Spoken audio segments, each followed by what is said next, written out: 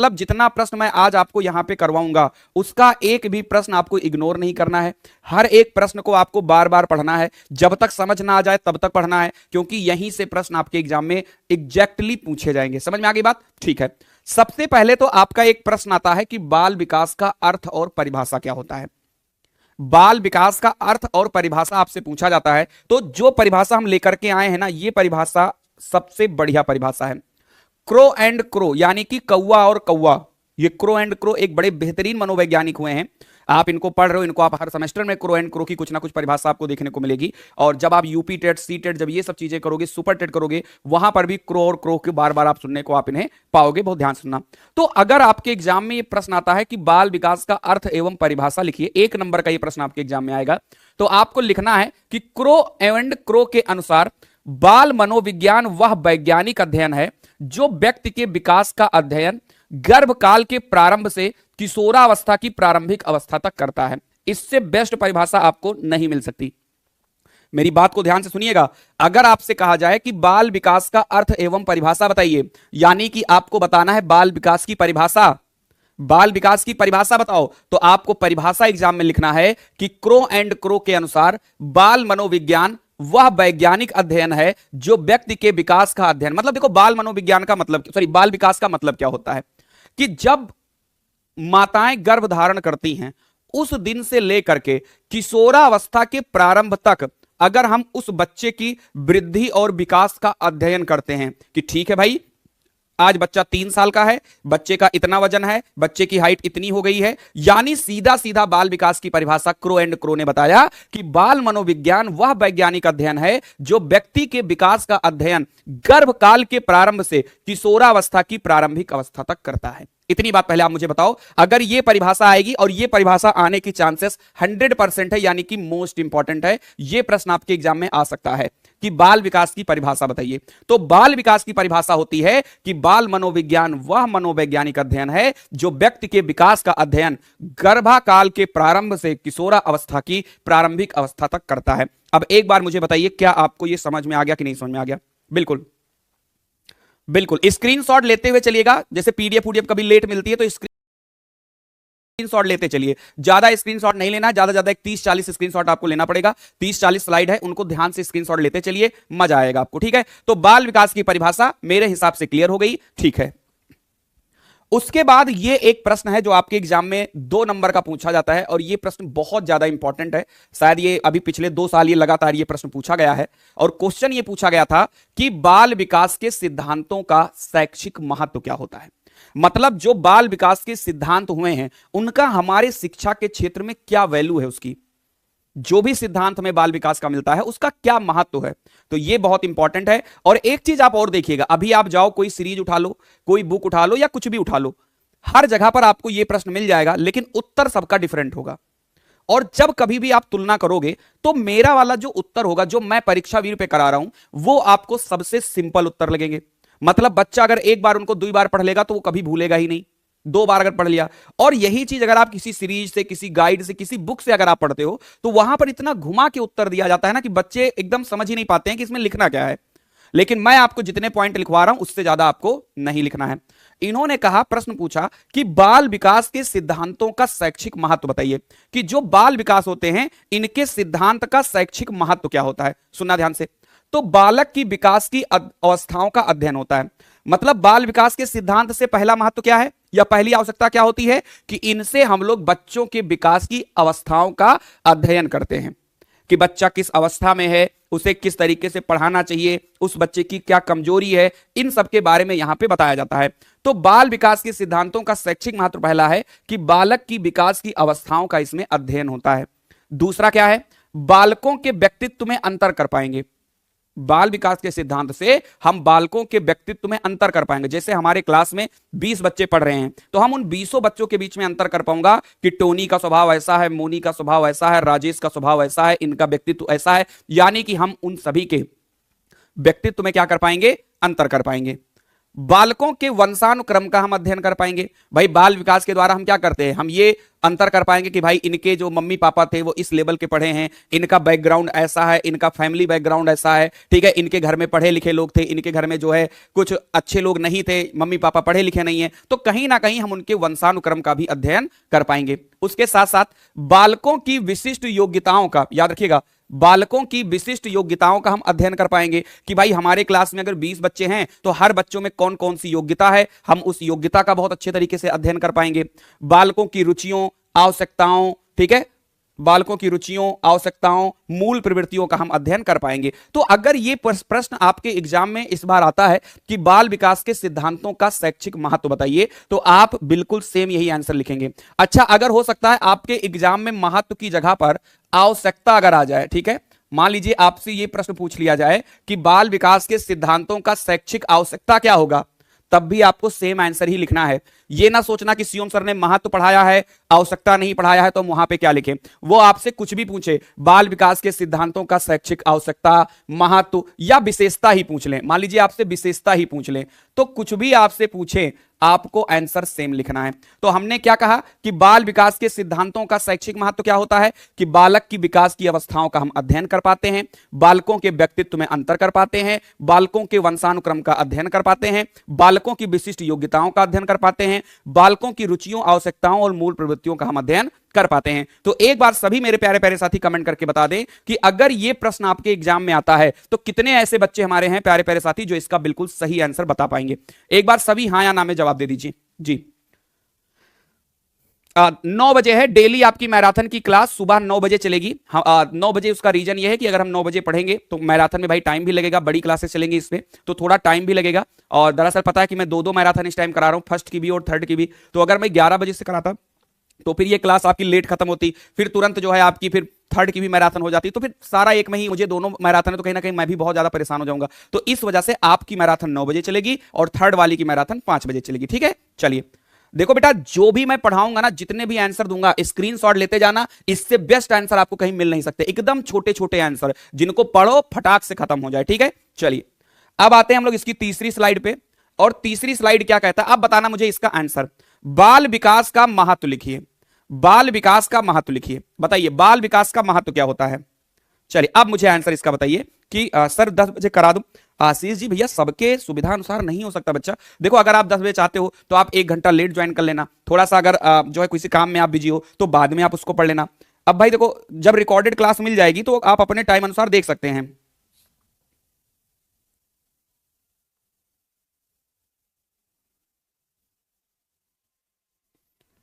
हाँ हाँ पीडीएफ मिलेगा, बिल्कुल मिलेगा, परेशान मत होइए, पीडीएफ बिल्कुल मिलेगा, बिल्कुल भी टेंशन नहीं लेना है, 1% नहीं लेना है। देखो अगर आपसे कोई भी प्रश्न पूछे कि बाल विकास का महत्व क्या होता है, कितने बच्चे इसको अपने तरीके से बना के लिख सकते हैं, एक बार मुझे बताओ। जैसे मान लीजिए आपके एग्जाम में एक प्रश्न आ जाए कि बाल विकास का महत्व लिखिए, इसका क्या मतलब है। देखो बाल विकास का मतलब यही होता है कि हमें बच्चों की अवस्थाओं के बारे में जानना है। हमने बाल विकास की परिभाषा अभी क्रो और क्रो के अनुसार क्या बताया था कि बाल विकास एक ऐसा वैज्ञानिक ढंग होता है जिससे हम बच्चों के गर्भकाल के प्रारंभ से लेकर के किशोरावस्था के प्रारंभ तक की उनकी अवस्थाओं का अध्ययन करते हैं। यही तो बाल विकास की परिभाषा हुई। बाल विकास का महत्व यह होता है कि अगर हमको बाल विकास के बारे में हमको जानकारी है, बाल विकास के सिद्धांतों के बारे में हमको जानकारी है, तो कहीं ना कहीं हम बच्चों के सारी चीजों के बारे में जानकारी पा जाएंगे। जैसे हमारे पास कोई एक बच्चा आया और मुझे यह पता है कि इस बच्चे को ठंडी में जुकाम हो जाता है, तो हम आगे चलकर ऐसी व्यवस्था करेंगे कि उस बच्चे को ठंडी ना लगे, उसको जुकाम ना हो, क्योंकि जुकाम होगी, बुखार होगा तो उसको पढ़ाई पर उसके फर्क पड़ेगा। कोई भी बच्चा है, XYZ कोई भी बच्चा है, हम बाल विकास के अंतर्गत उन बच्चों की योग्यताओं के बारे में पता लगा लेंगे, उन बच्चों की अवस्थाओं के बारे में पता लगा लेंगे, उन बच्चों की शारीरिक अवस्थाओं के बारे में पता लगा लेंगे, उन बच्चों की रुचियों, योग्यताओं, इन सभी के बारे में पता लगा लेंगे। और जब हम इन सब चीजों के बारे में हम पता लगा लेंगे तो हम उस बच्चे को अच्छे तरीके से तैयार कर सकते हैं पढ़ाई के लिए और भी अन्य एक्टिविटी के लिए। तो हमको इसमें बस लिखना क्या है, ये आप देखिए यहां पर देखिए, अगर हमसे यह कहा गया कि बाल विकास का महत्व लिखिए, बाल विकास का महत्व क्या होता है सुनना, अब इतना ही लिखना है जितना मैंने लिखवाया है।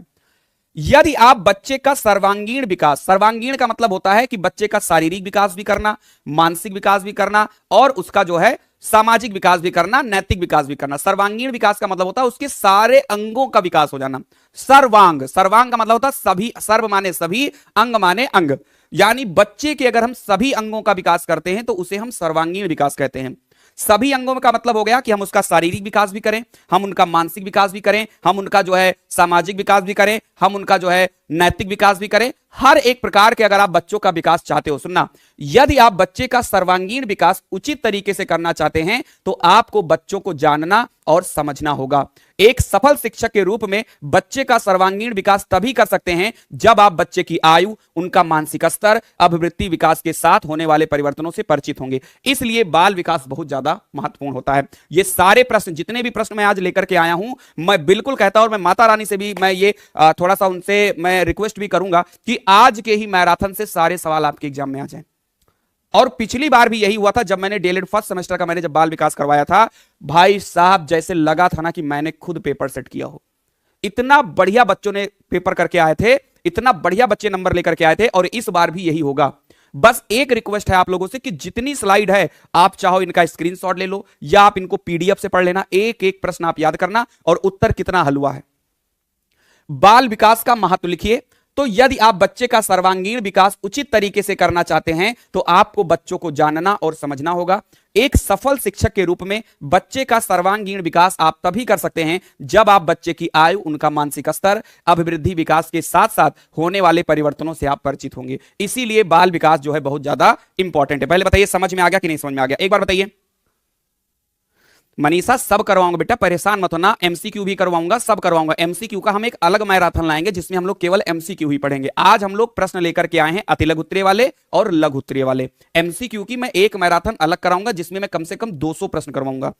ठीक है, आप बिल्कुल परेशान न होइए। हाँ पूजा जी, सारे सब्जेक्ट्स की मैराथन होगी। ठीक है, आगे बढ़े।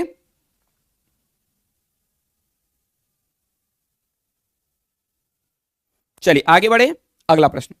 अब जैसे मेरे पास अगला प्रश्न आ गया कि बाल मनोविज्ञान से शिक्षक को परिचित होना क्यों आवश्यक है। ये डीएलएड में सबसे ज्यादा बार रिपीट होने वाला प्रश्न है। ये प्रश्न बहुत बार आपके एग्जाम में रिपीट हुआ है और इसने हमसे क्या कहा है, बहुत ध्यान से आप देखिएगा। बाल मनोविज्ञान से शिक्षक को परिचित होना क्यों आवश्यक है, बताओ। ये कितने, इस प्रश्न का जवाब कितने बच्चे दे लेंगे? एक बार अपना हाथ खड़ा करिए। इस प्रश्न का जवाब मेरे कितने कितने बाल गोपाल दे ले जाएंगे, जल्दी बताओ। बाल मनोविज्ञान से शिक्षक को परिचित होना क्यों? जैसे मैं एक गुरुजी हूं, मान लीजिए मैं एक शिक्षक हूं, मुझे बच्चों के विकास के बारे में यानी कि बाल मनोविज्ञान के बारे में हमें जानकारी क्यों होनी चाहिए? भैया एक शिक्षक को बाल मनोविज्ञान की जानकारी इसीलिए होनी चाहिए ताकि वो हर बच्चों को उनकी योग्यता के अनुसार, उनकी शारीरिक अवस्था के अनुसार पढ़ाई दे पाएं। जैसे डॉक्टर होता है ना, डॉक्टर को अपने पेशेंट के बारे में सब पता होना चाहिए कि अच्छा इनका ब्लड ग्रुप ये है, इनके शरीर में ब्लड में जो है ये इतने जो है हीमोग्लोबिन की मात्रा है, इतना जो है इनके ब्लड में प्लेटलेट्स है, इतना जो है इनकी सीआरपी है, इतना जो है इनकी थायराइड है। ये सब की जानकारी जब डॉक्टर के पास होगी तभी डॉक्टर अच्छी दवाई आपको दे पाएगा। ऐसे ही टीचर है, अगर टीचर को बच्चे की अवस्था के बारे में कुछ नहीं पता है तो वो कैसे बच्चों को पढ़ाएगा? तो बाल मनोविज्ञान किसी भी शिक्षक के लिए इसलिए ज्यादा आवश्यक है क्योंकि जब वो बच्चों की आयु के बारे में, जब वो बच्चों की अवस्थाओं के बारे में, जब वो बच्चों की मजबूती के बारे में, जब वो बच्चों की कमजोरी के बारे में उनको सब कुछ पहले से पता होगा, तभी वो बच्चों की उस तरीके से देखभाल कर पाएंगे और उस तरीके से वो उनको पढ़ा पाएंगे। समझ में आ गई बात? तो इसका आंसर क्या होगा कि बाल मनोविज्ञान से शिक्षक को परिचित होना क्यों आवश्यक है। तो आइए हम आपको बता देते हैं। चल भैया बहुत बढ़िया, एक बार शेयर कर दो दबा के चारों तरफ, आज चारों तरफ एकदम तहलका मच जाए। सारे बच्चे आज जितने भी पूरे उत्तर प्रदेश के सब सीधा सीधा परीक्षा वीर पे आ जाएं और आज बहुत मजा आने वाला है। अभी देखना आप सभी लोगों के लिए यहां पे एकदम पूरी व्यवस्था है, आप बिल्कुल परेशान मत होइए। इतना मजेदार तरीके से पूरी मैराथन खत्म होगी ना कि आपको लगेगा ही नहीं कि आज हम मैराथन पढ़े हैं। अभी जब मैराथन खत्म होगी तो आपको क्या, अरे सर इतना जल्दी मैराथन खत्म हो गया सर, कुछ समझे मतलब कुछ पता ही नहीं चला कि समय क्या हो गया। इतना बढ़िया मस्त एकदम सनन सनन हम लोग पढ़ेंगे, बिल्कुल मजा आ जाएगा। देखो फिलहाल ये प्रश्न इतनी बार रिपीट हुआ है आपके एग्जाम में, इसको याद कर लेना बेटा, ठीक है। जैसे आप अपने बाबू को हमेशा याद करते हो वैसे ही इस सवाल को आप हमेशा याद कर लेना, भूलना मत। बाल मनोविज्ञान बच्चों के विकास के विभिन्न अवस्थाओं का अध्ययन कर शिक्षक को यह बताता है कि कब और किस अवस्था में बच्चों को क्या और कैसे सिखाना चाहिए। तो यही आंसर यहां पे आ जाएगा। भाई किसी भी शिक्षक को बाल मनोविज्ञान की जानकारी इसीलिए होनी चाहिए ताकि शिक्षक को यह पता हो कि बच्चों को कब, किस उम्र में, कौन से तरीके से हमको क्या पढ़ाना है। समझ में आ गई बात? हमने क्या कहा, सुनना। बाल मनोविज्ञान बच्चों के विकास के विभिन्न अवस्थाओं का अध्ययन कर शिक्षक को यह बताता है कि कब और किस अवस्था में बच्चों को क्या और कैसे सिखाना चाहिए। बताइए, लिख ले जाओगे जी। विवेक सिंह कह रहे हैं सर कुछ लोग पढ़ नहीं रहे हैं, बात कर, कोई बात नहीं बेटा। देखो पिछली बार भी 66% बच्चे पास हुए थे, ठीक है, पिछली बार 66% बच्चे पास हुए थे और 34% बच्चे जो है फेल हुए थे। तो जो बात कर रहे हैं वो अपना अपना लक्ष्य वो खुद ही निर्धारित किए, तो कोई क्या कहे भाई मेरे, बताओ इतना समझ में आ गया कि नहीं समझ में आ गया? तो हम ये आपके लिए एक बेस्ट मोटिवेशन है, तो आप खुद ही डिसाइड कर लेना कि आप इस वाले श्रेणी में आना चाहते हो कि इस वाली श्रेणी में आना चाहते हो। क्योंकि डीएलएड की जो कॉपी चेक होती है ना, वहां पे जो एग्जामिनर होता है वो जैसे लगता है कि अपनी मेहरारू से मार करके आता है, वो एक नंबर भी बच्चों का बढ़ाता नहीं है। अगर आपके 25 नंबर पास होने के लिए चाहिए और अगर आपके 24 यार है ना, तो एक को नंबर बढ़ाता नहीं है। डीएलएड की सबसे खतरनाक बात होती है। तो आप अगर पढ़ाई करोगे, और शिवम सर की मैराथन मतलब परीक्षा वीर की मैराथन, उसका मतलब यही होता है कि सारे प्रश्न वहीं से आते हैं। और अगर यहां पे आप लापरवाही कर रहे हो भाई, फिर आप अपना भविष्य खुद ही तय कर रहे हो। अच्छा, कर ले जाओगे ना इसका आंसर, ठीक है।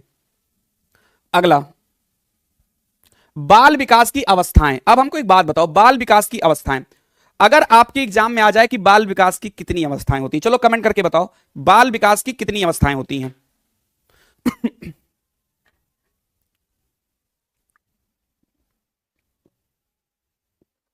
बताइए, बाल विकास की कितनी अवस्थाएं होती? अब आपके एग्जाम में ये मोस्ट इंपॉर्टेंट है, इसलिए ये मोस्ट इंपॉर्टेंट है क्योंकि इसमें से प्रश्न जरूर आपके एग्जाम में आएगा, बिल्कुल 100% आएगा।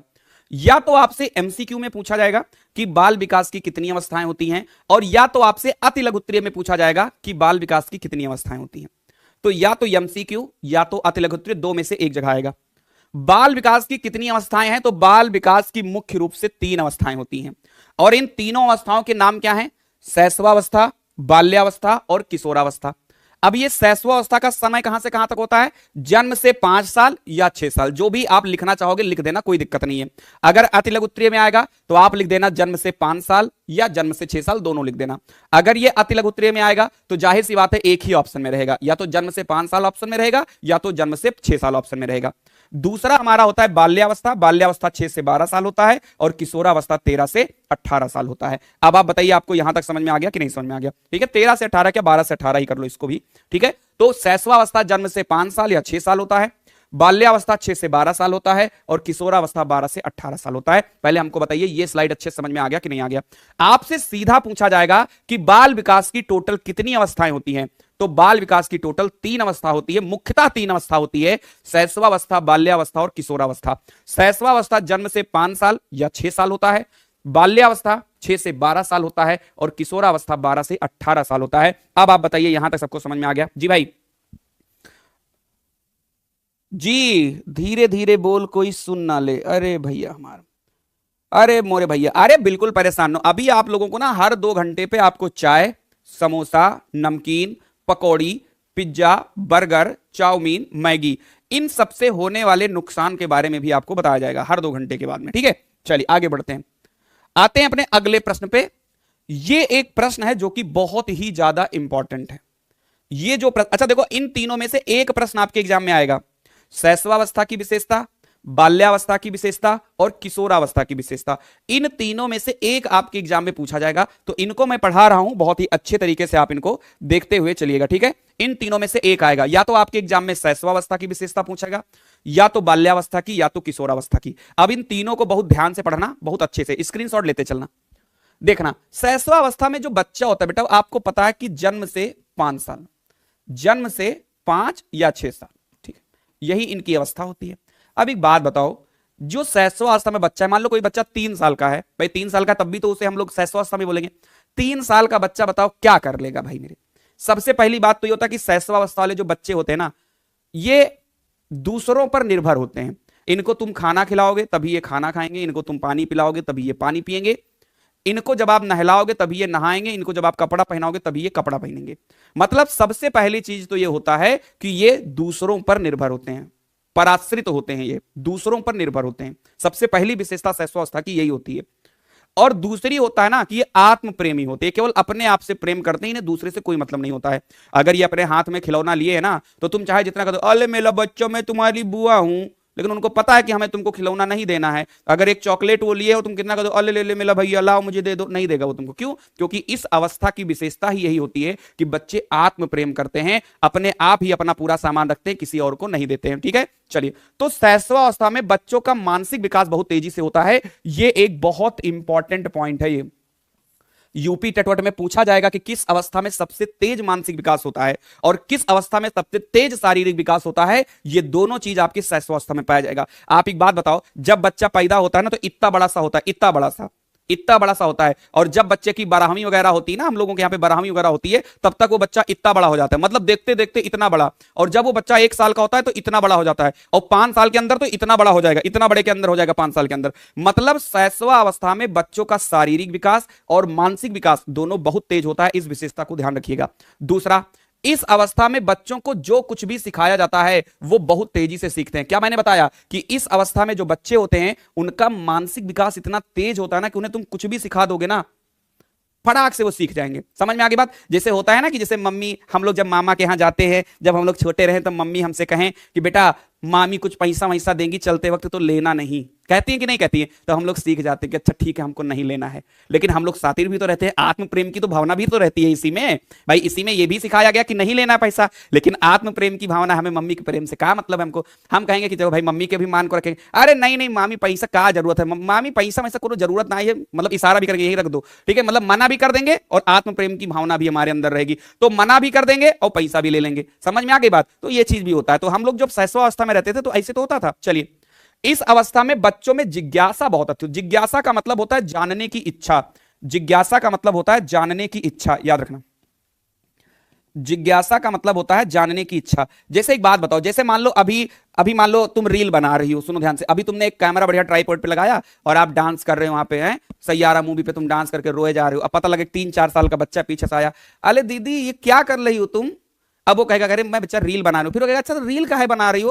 अरे कुछ ना मैं फेमस हो जाऊंगी। तो फेमस होकर क्या करोगी? धुलना तो बर्तन ही है। ठीक है, तो मतलब बच्चा बार बार आपको हर एक चीज आपसे पूछेगा, आपको मतलब आपको एकदम पका देगा, आपको एकदम पका देगा कि भैया मेरे क्या कर रहे हो, कैसे कर रहे हो, क्यों कर रहे हो, इससे क्या होता है, मतलब होता है कि नहीं होता है। जैसे मेरे यहाँ पे मेरा एक भतीजा है, जब मैं दरवाजा बंद कर लूंगा ना तब वो आएगा। मतलब दरवाजा क्या मतलब, जैसे मान लीजिए मैं स्टूडियो में आया तो स्टूडियो में दरवाजा को थोड़ा सा ऐसे सटा देता हूँ ताकि बाहर से नॉइज वगैरह ना आए। तो जब मैं बंद कर दूंगा तो आएगा, चाचू आप ये क्यों कर रहे हो? बेटा आवाज ना अंदर, क्यों ना आए आवाज? आवाज आएगी तो क्या हो जाएगा? क्लास डिस्टर्ब होगी। क्लास कौन देखता है आपकी? बच्चे देखते हैं। बच्चे क्यों देखते हैं? आप ही से क्यों देखते हैं? ऐसा सवाल वो करता रहता है। यानी उसके अंदर उनके सवाल कभी खत्म नहीं होते, यानी कि जानने की जो इच्छा होती है ना भाई बच्चों की, वो सबसे ज्यादा होती है भाई मेरे। ये चीज आप समझिए भाई, ठीक है। चलिए, इतनी बात समझ में आ गई बात मेरे? ठीक है, चलिए। दोहराने की प्रवृत्ति होगी, यानी इसमें बच्चा किसी भी काम को बार बार रिपीट करने की कोशिश करेगा। आत्म प्रेम की भावना होगी, मैंने बता ही दिया कि आत्म प्रेम का मतलब होता है कि जो बच्चे होते हैं, अगर आप उनके पास कोई सामान है तो आप कितनी भी मेहनत क्यों ना कर लें वो आपको सामान नहीं देंगे, यानी कि उनके अंदर आत्म प्रेम की भावना भी होती है। और इसमें जो बच्चा होता है वो नकल करके सीखता है, यानी कि अनुकरण द्वारा सीखता है। जैसे मान लो कि कोई डांस कर रहा है, जैसे मान लो कोई डांस ऐसे ऐसे कर रहा है तो बच्चा भी पीछे खड़ा होकर ऐसे ऐसे डांस करेगा। अरे बेटा मुझे नहीं आता डांस, लेकिन ठीक है, मतलब अगर आप कुछ करोगे ना तो बच्चा भी करने लगेगा उस चीज को। जैसे मान लो कि तुम बैठ के कोई चीज बना रहे हो तो बच्चा भी जाके वहीं पर बनाने लगेगा। अगर आप कोई मूर्ति बना रही हो तो बच्चा भी जाएगा मिट्टी लेकर थोड़ा बहुत, चाहे टेढ़ा मेढ़ा ही बनाएगा, आपको देख देख के कुछ ना कुछ वो करने लगेगा। तो इसे बोलते हैं अनुकरण द्वारा सीखना। बच्चा जो होता है वो अनुकरण द्वारा सीखने की प्रवृत्ति रखती है उसके अंदर, ठीक है। तो एक बार मुझे बताइए, शैशवावस्था की विशेषता के 6 पॉइंट आपको क्लियर हो गए। इससे ज्यादा आपको नहीं लिखना है, यही 6 पॉइंट आपको लिखना है अगर एग्जाम में आता है तो, कि शैशवावस्था की विशेषता क्या होती है। मैंने ये सारा पॉइंट आपको बता दिया।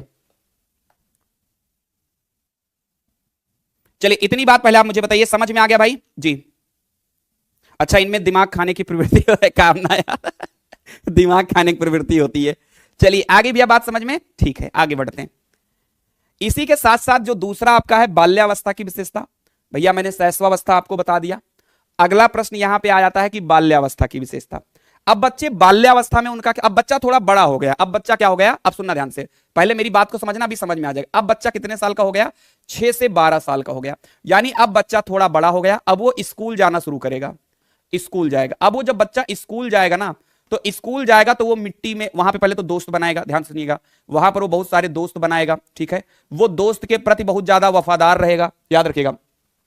जो बचपन की दोस्ती होती है, 6 से 12 साल के बीच में जो दोस्ती बनती है वो बहुत तगड़ी दोस्ती बनती है। अगर मान लीजिए क्या कर दिया, किसी बच्चे ने किसी बच्चे को मार दिया और मैडम जी आएंगी, दो दोस्त हैं, मैडम जी आई, पूछा बताओ किसने मारा, तो चाहे उस बच्चे की तुम जान ले लो लेकिन वो बच्चा ये नहीं बताएगा कि किसने मारा। यानी वफादारी कूट कूट के भरी रहती है। तो सबसे पहली बात तो यह है कि 6 से 12 साल बच्चा जो है अब वो स्कूल जाना शुरू करेगा। जब वो स्कूल जाना शुरू करेगा तो वो दोस्त बनाएगा, वो दोस्तों के प्रति बहुत ज्यादा वफादार रहेगा, मतलब कि वो अपने दोस्त का नाम किसी भी गलती में नहीं लेगा, खुद भले ही मार खा ले। समझ ना, ऐसा देखा होगा आपने कि जब 6 से 12 साल का बच्चा होता है, भले ही उसके दोस्त ने गलती किया हो, मार खुद खा लेगा लेकिन अपने दोस्त का नाम वो कभी भी नहीं लेगा। याद रखिएगा, ठीक है। जैसे आप लोग देखो बचपन में क्या होता था कि हम लोग जब अपने क्लास में बहुत सारा शरारत करते थे, खूब हल्ला मचाएं, खूब मतलब है बेंच पे खड़े होकर डांस कर रहे हैं, और गुरुजी जब उधर से आए कहें बता दो कौन बेंच पे खड़ा हुआ था, नहीं बताओगे तो सबको मारेंगे, पूरी क्लास खड़े होकर मार खा लेती थी लेकिन उस एक बच्चे का नाम नहीं लेती थी जो बेंच पर खड़ा होता था। मतलब ये वो अवस्था होती है जिसमें जो बच्चा होता है वो अपने दोस्तों के प्रति बहुत वफादार रहता है। सुना ध्यान से, इस अवस्था में बच्चों की शारीरिक तथा मानसिक विकास में स्थिरता आती है।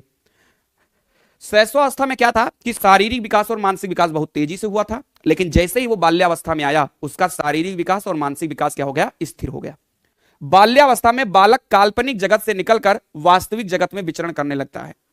तीसरा क्या है कि बाल्यावस्था में बालक सामूहिक खेलकूद में भागने लगता है, खेल कूदों में भाग लेने लगता है। जैसे सामूहिक खेल कूदों का मतलब क्या होगा कि वो कभी भी अकेले नहीं खेलेगा। अभी आप देखो कोई बच्चा 6 से 12 साल का है, अभी आपके घर में कोई फंक्शन है और आपके कई सारे बुआ के लड़के, मामा के लड़के, मौसी के लड़के, ठीक है, सभी लड़के जब छोटे छोटे इकट्ठा होते हैं तो तुम्हारे यहाँ चाहे शादी फंक्शन हो चाहे मुंडन का फंक्शन हो, उनको इससे कोई मतलब नहीं है, वो इधर उधर सब 5-6 लोग ग्रुप बना के वो अपना खेलना शुरू कर देंगे। क्यों? क्योंकि ये अवस्था की डिमांड है। ये अवस्था ये कहती है कि इसमें जो बच्चे होते हैं वो अकेले खेलना नहीं पसंद करते हैं, अगर उनको दोस्त मिल गए तो फिर वो खेलना पसंद करेंगे। अभी जैसे आपके घर में कोई एक अकेला बच्चा है, वो दिन भर मोबाइल में लगा पड़ा है, मार पता नहीं कौन कौन सा कार्टून देख रहा है, लेकिन अगर अभी आपके घर में 2-3 बच्चे अभी आ जाएं, छोटे छोटे उन्हीं के हम उम्र के बच्चे अगर आ जाएं, तो वो बच्चा मोबाइल नहीं देखेगा, पक्का है वो मोबाइल वहीं पर रख देगा और उसी दिन से वो खेलना शुरू कर देगा। बच्चे सबसे ज्यादा मोबाइल इसीलिए आज की डेट में देख रहे हैं क्योंकि उनका जोड़ीदार उनके घर में नहीं है, वो बेचारे मजबूरी मोबाइल देखने के लिए फंसे हुए हैं। अभी उनके पास 2-3 बच्चे आ जाए ना, अभी देख रहा है वो मोबाइल को झट से छोड़ के वो खेलना शुरू कर देंगे। समझिए इस चीज को। बहिर्मुखी व्यक्तित्व का इसमें विकास होता है, प्रतिस्पर्धा की भावना भी इसमें आ जाती है। प्रतिस्पर्धा की भावना का मतलब होता है कि कंपटीशन हो जाता है कि भैया इनका नंबर इतना आ गया तो मेरा भी नंबर आना चाहिए। दोनों बच्चे कहते हैं कि हे चलो दोनों लोग दौड़ लगाया जाए, ठीक है, तो दोनों लोग दौड़ लगाएंगे। अगर उसमें से कोई जीत जाएगा तो वो दौड़ के अपनी मम्मी को बताएगा, मम्मी मम्मी आज मैंने उनको दौड़ में हरा दिया। तो कहीं ना कहीं कंपटीशन की जो भावना होती है वो इसमें उनकी जागृत हो जाती है। तो अगर आपसे कहा जाए कि बाल्यावस्था की विशेषता क्या होती है, सुनना, इस अवस्था में बच्चों की शारीरिक तथा मानसिक विकास में स्थिरता आ जाती है। बाल्यावस्था में बालक काल्पनिक जगत से निकलकर वास्तविक जगत में विचरण करने लगते हैं। बाल्यावस्था में बालक सामूहिक खेलकूदों से में भागने लगते हैं, में भाग लेने लगते हैं। बहिर्मुखी व्यक्तित्व का विकास होता है। बहिर्मुखी का मतलब वो बाहर की तरफ भी सोचने लगते हैं। शैशवावस्था में क्या होता है कि वो अंतर्मुखी होते हैं, यानी कि वो खाली अपने में चुपचाप रहेंगे, उन्हें अपने बारे की फिक्र होती है। लेकिन जब वो बच्चा बाल्यावस्था में जाएगा तो वो बाहरी जीवन से भी संबंधित होता है, दूसरों के बारे में भी सोचने लगता है। प्रतिस्पर्धा की भावना आ जाती है, यानी कि कंपटीशन की भावना आ जाती है। तो एक बार मुझे आप बताइए कि बाल्यावस्था की विशेषताएं क्या आप सभी को समझ में आ गया? मैंने शैशवावस्था की विशेषता बता दी, मैंने आपको बाल्यावस्था की विशेषता बता दी। क्या आपको ये दोनों चीज बहुत अच्छे तरीके से समझ में आ गए कि नहीं समझ में आ गए? एक बार हाँ या ना में जवाब दीजिए, फिर हम आगे बढ़ेंगे। सर मैथ्स का मैराथन कब से हो गया? धनंजय जी बेटा जो करा रहे हैं पहले आप कराने दीजिए, सब कराऊंगा, धीरे धीरे कराऊंगा, ठीक है। तब तक जिन बच्चों की मैथ कमजोर है डिस्क्रिप्शन बॉक्स में जाइए, मैथ की पूरी प्लेलिस्ट पड़ी हुई है, आप उनको अच्छे से देखिए। मैं आज फिर कह दे रहा हूं, मैथ में एक मैराथन 2 मैराथन से कोई भला नहीं होगा। मैं आपको पहले और बिल्कुल चेतावनी भी समझ लो इस चीज को। कोई बच्चा जिसकी मैथ कमजोर है और वो इस भरोसे बैठा है कि शिवम सर मैराथन कराएंगे मेरी मैथ अच्छी हो जाएगी, तो बिल्कुल अच्छी हो जाएगी, लेकिन आपको मैथ बिल्कुल बेसिक से अगर आपको पढ़ना है तभी आपको मैथ अच्छे समझ में आएगी। मैराथन में मैं इंपॉर्टेंट टाइप और इंपॉर्टेंट क्वेश्चन करा सकता हूं, लेकिन कहने का मतलब पहले आपके बेसिक क्लियर होने चाहिए, इसलिए डिस्क्रिप्शन बॉक्स में लिंक है, जाकर के आप उन्हें अच्छे से जरूर देखिए। अब बच्चा थोड़ा सा बड़ा हो गया, अब बच्चा जो है थोड़ा सा बड़ा हो गया और इसमें जो बच्चा है अब वो हीरो बनना शुरू करेगा। अब वो अपने मम्मी पापा से लड़ाई भी कर लेगा कि मम्मी शादी तो मेरी सिमरन से ही होगी, नहीं तो नहीं होगी, और अगर आपने मना किया ना तो मैं लटक जाऊंगा सीधा। मतलब विद्रोह की भावना। इस अवस्था में जो बच्चा होता है ना वो विद्रोह की भावना होता है, और इसमें जो मम्मी पापा होते हैं उनको अपने बच्चे की बात माननी पड़ती है। फिर उनके पापा कहते हैं जा सिमरन जा, जी ले अपनी जिंदगी। तो ये जो अवस्था होती है ना भाई मेरे, ये होती है विद्रोह की अवस्था। वीर पूजा वाली जो अवस्था होती है वो यही अवस्था होती है। इसमें बच्चों के अंदर चिड़चिड़ापन हो जाता है, बच्चों को अपने भविष्य की चिंता होने लगती है, बच्चे को जो है अपनी बात मनवानी है अपने मम्मी पापा से, चाहे जैसे मनवानी है। समझ में आ गई बात? किशोरावस्था बड़ी खराब अवस्था, समझिए ध्यान से, क्योंकि इस अवस्था में जो बच्चे होते हैं वो क्या हैं, उनको चिंता होती है अपने भविष्य को लेकर के कि मेरी नौकरी लगेगी कि नहीं लगेगी। इसी अवस्था में उनको चिंता होती है कि कहीं, ठीक है आगे बताएंगे इसको, आगे बढ़िए। फिलहाल किशोरावस्था की विशेषता क्या होती है सुनना। किशोरावस्था को जीवन का बसंत काल भी कहा जाता है, जीवन का बसंत काल भी कहा जाता है। बसंत का मतलब क्या होता है? बसंत का मतलब होता है कि भाई मेरे हरियाली छानी स्टार्ट हो चुकी है उनके शरीर में, उनके दिमाग में। दूसरा, यह अवस्था तूफान और झंझावत की अवस्था होती है, इसलिए इस अवस्था को जीवन का सबसे कठिन काल कहा गया है। कहा जाता है कि सबसे कठिन काल जो कोई भी बच्चा होता है उसका किशोरावस्था होता है, क्योंकि इस अवस्था में बच्चों को बहुत सारी चीजें देखनी पड़ती है। सबसे पहले तो उन्हें यह डिसाइड करना पड़ता है कि हमें आगे चल के कौन सा कोर्स लेना है, कौन सी चीज का स्कोप है। जैसे होता है ना इंटर में जब बच्चे पहुंच जाते हैं तो उनके दिमाग में आता है कि यार ये बताओ हम मैथ से इंटर करें कि साइंस से इंटर पढ़ें, इंजीनियर बनेंगे कि डॉक्टर बनेंगे। तो सबसे पहले तो ये उनके पास दुई राह आ जाता है कि कौन सा लें कौन सा न लें, समझ रहे हो ना। उसके बाद में फिर उनको अपनी भविष्य की चिंता, यार नौकरी नहीं लगेगी तो क्या करेंगे, ये है वो है, मतलब बहुत सारी चीजें। समाज का डर हो जाएगा कि समाज क्या कहेगा, ये क्या कहेगा, मतलब बहुत सारी चीजें हो जाती है। यानी कि इस अवस्था को सबसे कठिन काल कहा जाता है। ये वाला जो पॉइंट है ये बहुत ज्यादा इंपॉर्टेंट है, याद रखिएगा। स्टैंडे हाल के अनुसार किशोरावस्था बड़े संघर्ष, तनाव, तूफान तथा मतलब अगर आपके एग्जाम में ये प्रश्न आ जाए कि कौन से मनोवैज्ञानिक ने ये कहा था कि किशोरावस्था बड़े संघर्ष, तनाव व तूफान की अवस्था है, किस मनोवैज्ञानिक ने कहा था, ये प्रश्न बहुत ज्यादा आपके एग्जाम में आता है, तो सीधा आंसर याद रखिएगा स्टैनले हाल। ये बहुत बार क्वेश्चन पूछा गया है। इस अवस्था में बालकों का शारीरिक विकास और मानसिक विकास लगभग पूर्ण हो जाता है। ये वाला भी पॉइंट इनका बहुत ज्यादा इंपॉर्टेंट है, बहुत ज्यादा इंपॉर्टेंट है। अब यहां से दुई प्रश्न आपके एग्जाम में आएगा, दो, ये वाला भी आएगा, ये वाला भी पूछा जाता है, ये वाला भी बहुत ज्यादा पूछा जाता है। अगर आपसे पूछा जाए कि कौन सी अवस्था है जिसे बसंत काल कहा जाता है, तो आंसर हो जाएगा किशोरावस्था। मतलब एक प्रश्न यह आएगा कि किशोरावस्था बड़े संघर्ष, तनाव, तूफान तथा विरोध की अवस्था है, ये किसने कहा, तो ये कहा था स्टैनले हाल ने। और तीसरा सबसे इंपॉर्टेंट प्रश्न यहां पर कि कौन सी अवस्था में बच्चों का शारीरिक और मानसिक विकास लगभग पूरा हो जाता है, तो वो आपका आंसर हो जाएगा किशोरावस्था। अब एक बार मुझे बता दीजिए, सच सच ईमानदारी से बता देना कि शैशवावस्था की विशेषता, बाल्यावस्था की विशेषता और किशोरावस्था की विशेषता, ये तीनों विशेषताएं क्या सभी को क्लियर हो गया? देखो यहां पे मैं आपको समझा दे रहा हूं, जैसे ही मैं इसकी पीडीएफ दूंगा, ये क्लास खत्म होगी, इसकी पीडीएफ आप लोगों को मिलेगी। इस पीडीएफ को एक एक पॉइंट एकदम सफा चट कर जाइएगा, एक एक पॉइंट इनको पहले पढ़ लीजिएगा। मैंने आपसे वादा किया है कि मेरे द्वारा कराई गई कोई भी मैराथन अगर आपने देख लिया भाई मेरे ना, तहलका मचाओगे एग्जाम में, तहलका। और दूर से ही देखने पर लग जाएगा कि ये आ रहा है परीक्षा वीर का चीता। ये अभी बताएगा इस क्वेश्चन का जवाब। अगर तुमने बेटा बता दिया एग्जाम में ना कि मैं परीक्षा वीर का स्टूडेंट हूं, तुम्हारा दिमाग खा लेंगे बच्चे कि ये वाला क्वेश्चन का आंसर इन्हीं को आता होगा, तुम ही से पूछेंगे बार बार। क्यों? इतना पढ़ा के भेजूंगा यार, कॉन्फिडेंस है, ऐसे थोड़ी है। चलिए भाई आगे बढ़ते हैं। डाल देंगे भैया जहरीली गर्ल, क्या नाम रखते, जहरीली गर्ल, डाल देंगे पीडीएफ, डाल देंगे बच्चा, हमारा डाल देंगे, परेशान ना हो। चलिए आगे। इसमें किशोरावस्था की विशेषता में कुछ विशेषताएं आप और देख लीजिए। 4 पॉइंट तो मैंने करा दिया है, 2 और लिख लो यहां पे। देखो 5वां पॉइंट क्या है, इस अवस्था में बालक आत्म केंद्रित हो जाता है तथा दूसरों का ध्यान अपनी ओर आकर्षित करने का प्रयास करता है। मतलब इसका क्या हुआ, किशोरावस्था में बच्चा यह चाहता है कि जब मैं जाऊं किसी के सामने, समाज में जाऊं, तो लोग हमको अच्छा लड़का कहें, हमको अच्छी लड़की कहें। जैसे होता नहीं कि जब, जैसे इस समय पर क्या होता है कि बच्चा ये दूसरों के मुंह से सुनना चाहता है कि वो हमको एक अच्छा लड़का या अच्छी लड़की कहें। ये वो अवस्था होती है। लोग कहें कि लड़का बहुत संस्कारी हो गया है, बिटिया बहुत संस्कारी हो गई। जैसे आपने कभी देखा होगा कि जैसे कभी दीदी उदी के यहाँ पर कभी कोई प्रोग्राम वोग्राम होता है ना, तो जीजा जी आते हैं घर पे और कहते हैं कि चलो घर में प्रोग्राम है, तुम्हारी दीदी बहुत याद कर रही हैं। तो तुम चली जाती हो दीदी के यहाँ पे, अरे यार दीदी हमसे बहुत याद कर रही हैं। और फिर जब तुम वहां जाओगे तो दीदी तुमको पानी पे चढ़ाएंगी कि कुछ हुआ है, हमार छोटकी बहनिया बहुत काम करती है। कोई कभी भी कहे तो चाय बना के तुरंत ले आती है। अब आपको सुनने बहुत अच्छा लगा कि अरे यार मैं तो बहुत काम करती हूँ।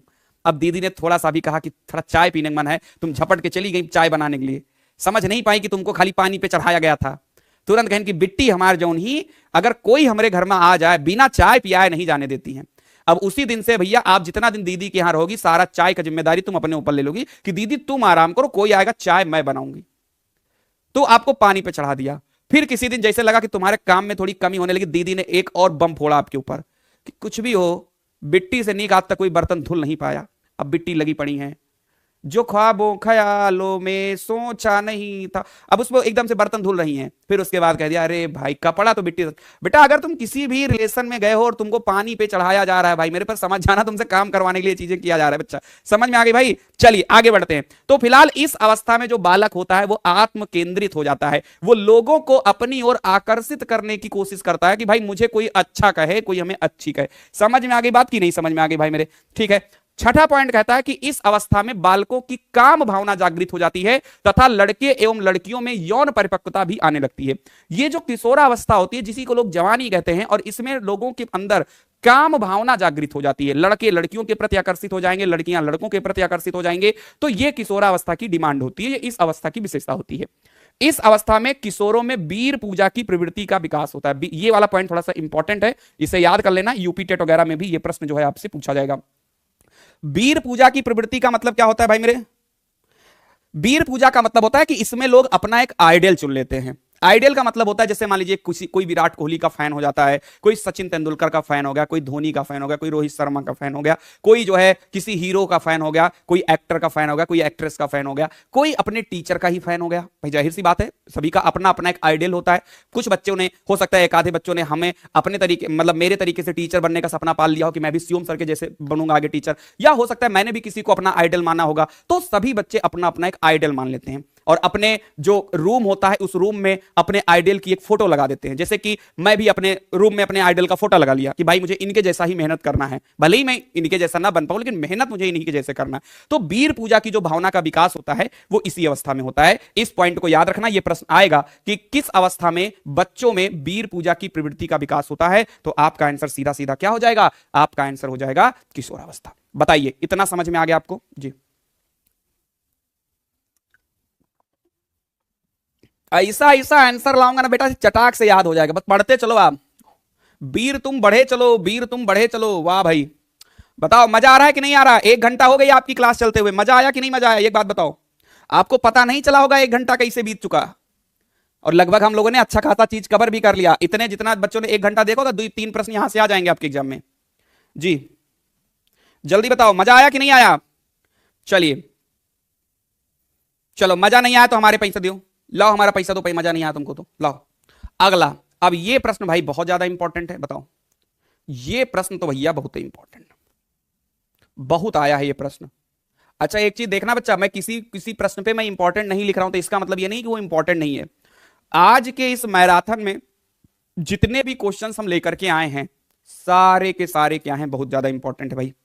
सर आप सही बोल रहे हैं, एकदम यही हुआ है मेरी किशोरावस्था में।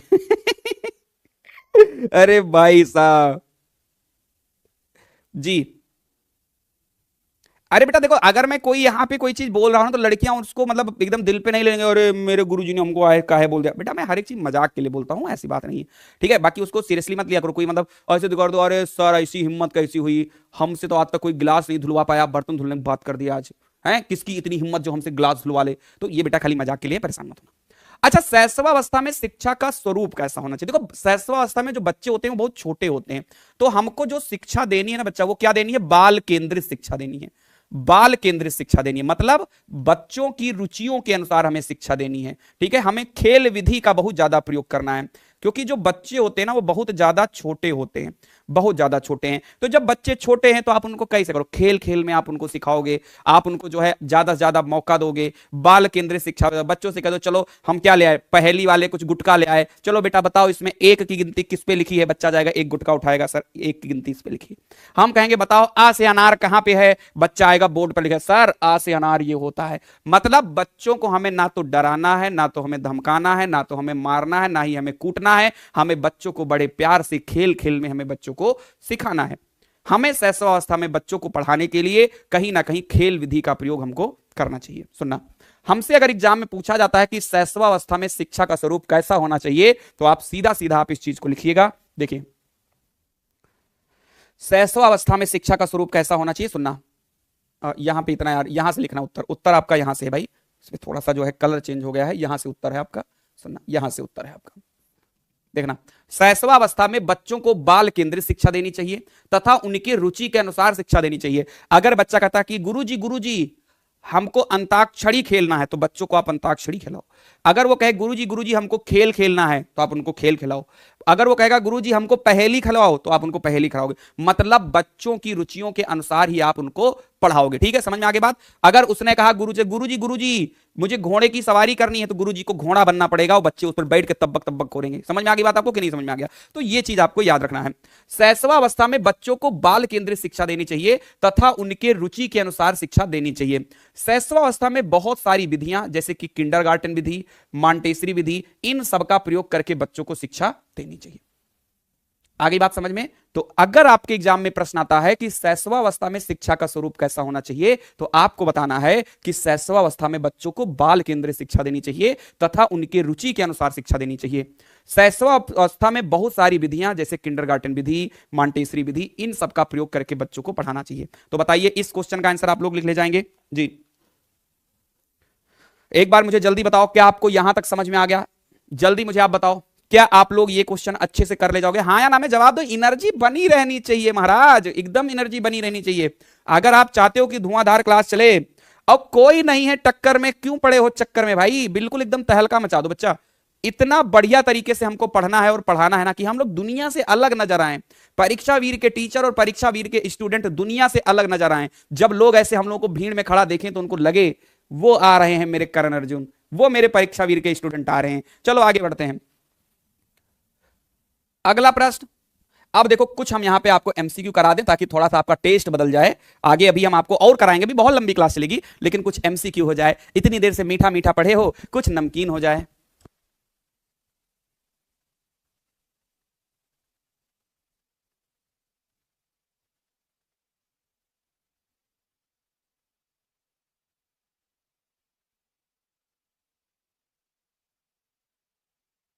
चलिए भाई स्टार्ट करें। अब देखो यहां पर एक क्वेश्चन आ गया है, अब आप इसका आंसर हमें दीजिए।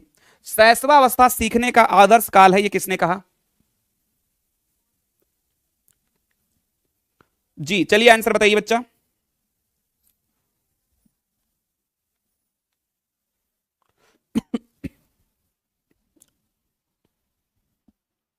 चलिए मुझे इसका आंसर दीजिए।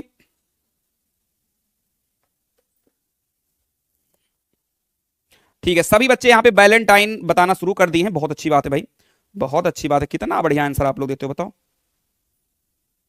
देखो दरअसल शैशवावस्था की अगर हम बात करें तो शैशवावस्था को सीखने का जो आदर्श काल था वो वैलेंटाइन ने कहा था। किसने कहा था बच्चा? वैलेंटाइन ने कहा था। इसमें एक पॉइंट आप और याद रखिएगा, एक पॉइंट आप इसे और याद रखिएगा।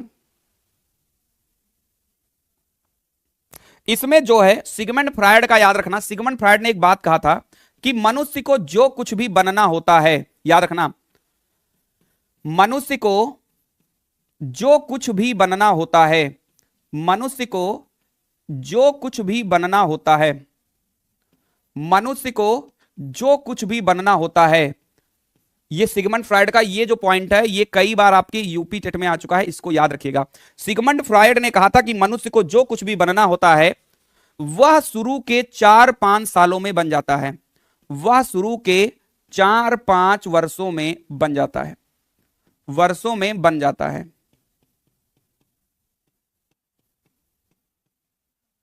ठीक है, तो अगर आपसे कहा जाए कि शैशवावस्था सीखने का आदर्श काल है, ये किसने कहा था? तो वैलेंटाइन ने कहा था। अगर आपसे कहा जाए कि मनुष्य को जो कुछ भी बनना होता है वह शुरू के 4-5 वर्षों में बन जाता है, ये किसने कहा था? तो ये कहा था सिगमंड फ्रायड ने।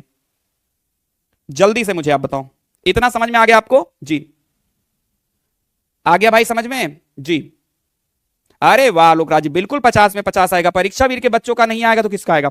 सर मैराथन से कितने नंबर आएंगे? कोई पूछ रहा है। निधि जी, देखो निधि जी एक बार बताओ, मैं दुनिया की मैराथन की मैं बात नहीं कर रहा हूं, लेकिन अगर आप परीक्षा वीर की मैराथन क्लास कर लेती हो, मैं कुछ चीजें बता दूंगा। देखो मैं झूठ नहीं बोलता हूं, मैं एक ऐसा टीचर हूं ना जो कभी झूठ नहीं बोलता है। खासतौर पर अपने बच्चों से तो मैं कभी झूठ नहीं बोलूंगा।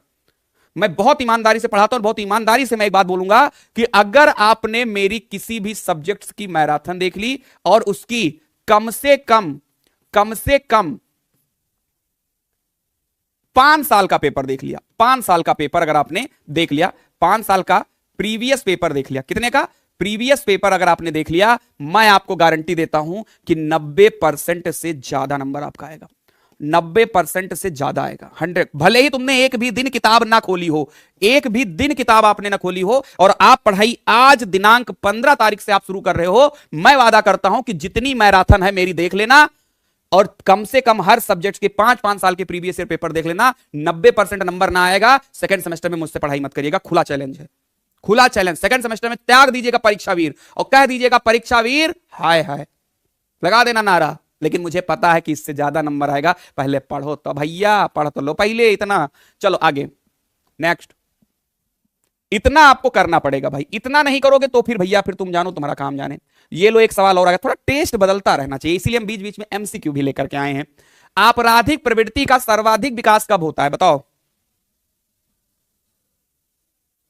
अरे शिवानी तुम बहुत मारेंगे चाउमीन खाना। बेटा चाउमीन से क्या होता है कि क्या बताऊं क्या होता है, बाद में बताएंगे क्या होता है। लाइक कर दो वीडियो को, अगर मजा आ रहा है तो, मजा आ रहा है तो लाइक करो जी। अब देखो, आपराधिक प्रवृत्ति का विकास किसमें सबसे ज्यादा होता है? तो किशोरावस्था में। क्यों? क्योंकि यही तो वो अवस्था होती है जिसमें हम लोग अपने मम्मी पापा से लड़ जाते हैं कि पापा आप हमको अभी पल्सर नहीं दिलाए, आप कहे थे कि हम अगली दीपावली को हम आपको पल्सर दिलाएंगे, बाइक दिलाएंगे, आपने अभी तक नहीं दिलाया। मेरे स्कूल के सारे बच्चों के पास बाइक है, आपने हमको नहीं दिलाया। आजकल के बच्चे जिद करते हैं कि पापा पापा मुझे भी आईफोन दिलाओ, सब बच्चों के पास आईफोन है। तो ये वो अवस्था होती है जिसमें जो बच्चे होते हैं वो अपने पापा की जिद को नहीं मानते, या उनके सामने वो जिद करते हैं, उनकी बात को नहीं मानते हैं। अगर उन्होंने कहा कि गाड़ी चलाना तो हेलमेट पहन के चलाना, तो ये उनके सामने तो हेलमेट लगा के घर से बाहर निकलेंगे, लेकिन आगे वो हेलमेट को किसी दुकान पर रख देंगे और कहेंगे रखे रहो, नहीं मेरा बाल बिगड़ जाएगा, और आराम से हो जाएंगे। तो ये चीजें आपको याद रखनी है कि आपराधिक प्रवृत्ति का जो विकास होता है वो किशोरावस्था में ही होता है। इतनी बात पहले बताओ, समझ में आया कि नहीं समझ में आया? चलिए बाकी अब हम लोग आगे अभी एमसीक्यू और करेंगे, उससे पहले हम लोग कुछ क्वेश्चंस को और करेंगे ध्यान से। सृजनात्मकता का अर्थ क्या होता है बताइए? कितने बच्चों को पता है कि सृजनात्मकता का अर्थ क्या होता है? एक बार पहले लिखो मजा आ रहा है कि नहीं आ रहा है, एक बार कमेंट करके बताओ यार, मजा आ रहा है कि नहीं आ रहा है यार, झूठ मत बोलना, बताओ मजा आ रहा है आज की क्लास में कि नहीं आ रहा है? अभी आप देखना थोड़ी देर में पूरा बाल विकास का सिलेबस उधेड़ कर रख दोगे आप लोग, पूरा बाल विकास का सिलेबस।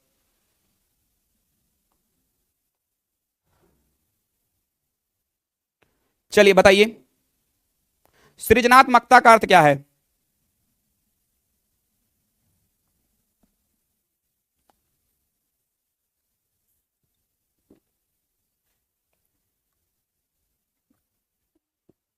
बताइए सृजनात्मकता का अर्थ क्या है? देखो सृजनात्मकता की अगर हम बात करें, देखो कुछ नया सोचना, कुछ नया सोचना,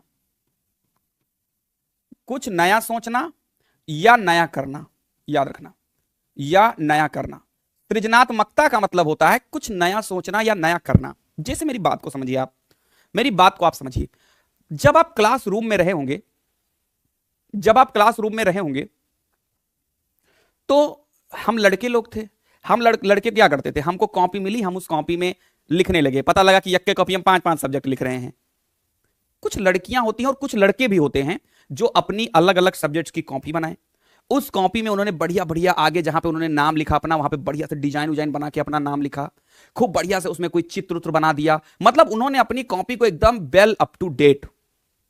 होते हैं ना कुछ बच्चे ऐसे जो अपनी कॉपी को बिल्कुल सजाए रहते हैं, हर एक पेज में कुछ ऊपर चित्र बना दिए, फूल बना दिए खूब बढ़िया तरीके से। ये मैं बिल्कुल बेसिक एग्जांपल बता रहा हूं आपको। एक हम लोगों का कॉपी होता था, अगर बगल में कहीं सत्यनारायण बाबा की कथा भी चल रही है और किसी ने कहा चलो पंजीरी मिल रही है, हमने तुरंत कॉपी का पेज फाड़ा धड़ाम से, ये भी नहीं देखा कि ये विज्ञान की कॉपी थी कि मैथ की कॉपी थी, पेज फाड़ा, पंजीरी लेने चले गए प्रसाद लेने। तो एक हम जैसे बच्चे थे और एक ऐसे बच्चे होते थे ना कि अगर उनकी कॉपी के ऊपर इतना सा धूल भी पड़ जाता था ना तो वो उसको फूंक के एकदम से, जैसे लगे कि एकदम उसको एकदम एकदम फूल एकदम उसको सजाए रहते थे। और एक हम जैसे लोग थे, उन्होंने कहा चलो बगल में पंजीरी मिल रही है, एकदम सत्यनारायण बाबा कथा खत्म हो गया है, शंख बज रहा है वहां पे, तुरंत फाड़े, चाहे वो मैथ की कॉपी थी चाहे जो। तो क्रिएटिव यानी कि कुछ नया करना, यानी कि अगर पूरे क्लास के बच्चे वो चीज नहीं सोच पा रहे हैं जो चीज वो बच्चा सोच रहा है, मतलब वो एक सृजनात्मक बालक है। कोई भी चीज को नए ढंग से करना ही क्या कहलाता है? सृजनात्मकता कहलाता है। हमें लिखना क्या है एग्जाम में? पंजीरी नहीं लिखना है, ध्यान से सुनना है, मतलब पंजीरी लिख के चले आओगे निपट जाओगे। सुन भाई, सृजनात्मकता का अर्थ क्या होता है? बहुत ध्यान से आप इस चीज को देखिएगा बच्चा जी। देखो अब आप ध्यान से देखो, सृजनात्मकता एक ऐसी प्रक्रिया है जो हमको नवीन ढंग से सोचने, नवीन का मतलब होता है नया, नया ढंग से सोचने और करने को प्रेरित करे, सृजनात्मकता कहलाता है। ये 1 नंबर का क्वेश्चन आपके एग्जाम में आएगा अति लघु उत्तरीय में। तो अगर आपसे कोई कहता है कि सृजनात्मकता का अर्थ क्या होता है, तो ऐसी प्रक्रिया जो हमको नए ढंग से सोचने और करने को प्रेरित करती है उसे हम सृजनात्मकता कहते हैं। पहले बताओ लिख ले जाओगे कि नहीं लिख ले जाओगे? नहीं नहीं महिमा जी, सृजनात्मकता ये नहीं होता कि पूर्व ज्ञान को नए ज्ञान से जोड़ना। पूर्व ज्ञान को नए ज्ञान से जोड़ना वो स्थानांतरण होता है, अधिगम स्थानांतरण बोलते हैं। पूर्व ज्ञान को नए ज्ञान से जोड़ने को अधिगम स्थानांतरण बोलते हैं। अभी हम आगे पढ़ेंगे उस चीज को। सृजनात्मकता का मतलब होता है ऐसी प्रक्रिया जो हमको नए ढंग से सोचने और करने के लिए प्रेरित करती है, उसे हम सृजनात्मकता कहते हैं। चलिए जल्दी बताइए, इतना समझ में आ गया? हाँ बिल्कुल बिल्कुल बिल्कुल, ठीक है भाई मेरे। Bread beard monster 3rd semester का हूं, इसमें बैक लगा। अरे बिल्कुल बियर्ड जी, बिल्कुल लीजिए आप। जिनका भी बाल विकास में बैक लगा है, जो बच्चे यहां पे क्लास देख रहे हैं, आपको कुछ करने की जरूरत नहीं है। आपको सिंपल तरीके से करना क्या है कि मैराथन की क्लास देखो, इसकी पीडीएफ पढ़ो और जिस सब्जेक्ट में बैक लगा उसकी 4-5 साल की प्रीवियस ईयर पेपर को अच्छे से पढ़ लो, बात खत्म। कुछ नहीं करना है इससे ज्यादा आपको जी। अब बढ़ते हैं हम लोग अपने अगले प्रश्न पे। अगला प्रश्न मेरे पास आता है कि व्यक्तित्व की परिभाषा लिखिए। व्यक्तित्व किसे कहते हैं? दरअसल जो व्यक्तित्व होता है ना, व्यक्तित्व को अंग्रेजी में हम बोलते हैं पर्सनालिटी। क्या बोलते हैं?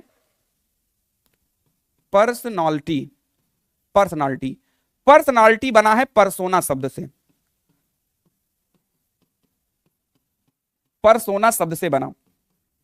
अगर आपसे कोई भी ये पूछे कि व्यक्तित्व शब्द किस शब्द से मिलकर बना है, तो ये परसोना शब्द से मिलकर बना है। और परसोना का अर्थ होता है मुखौटा, याद रखना। परसोना का शब्द होता है मुखौटा। अगर कोई भी कहे कि व्यक्तित्व शब्द किस शब्द से आया है या उसका जन्म किस शब्द से हुआ है, तो परसोना शब्द से हुआ है। और परसोना शब्द का अर्थ होता है मुखौटा।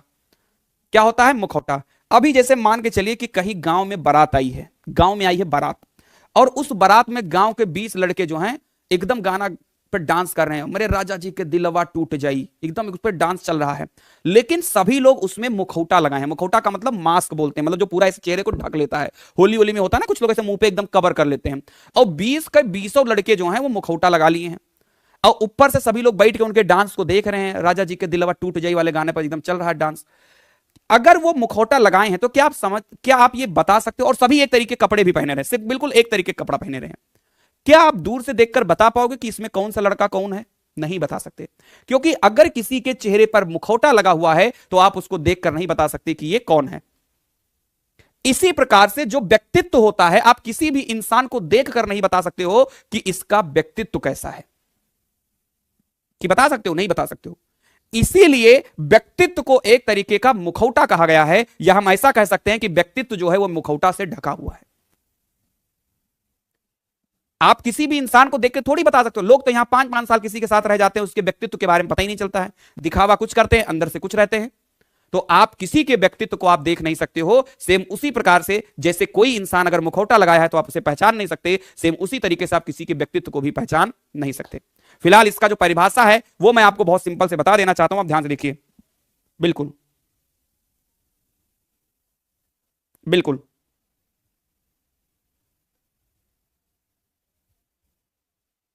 बिल्कुल। इतना आया समझ में? पहले बताइए, यहां तक समझ में आया?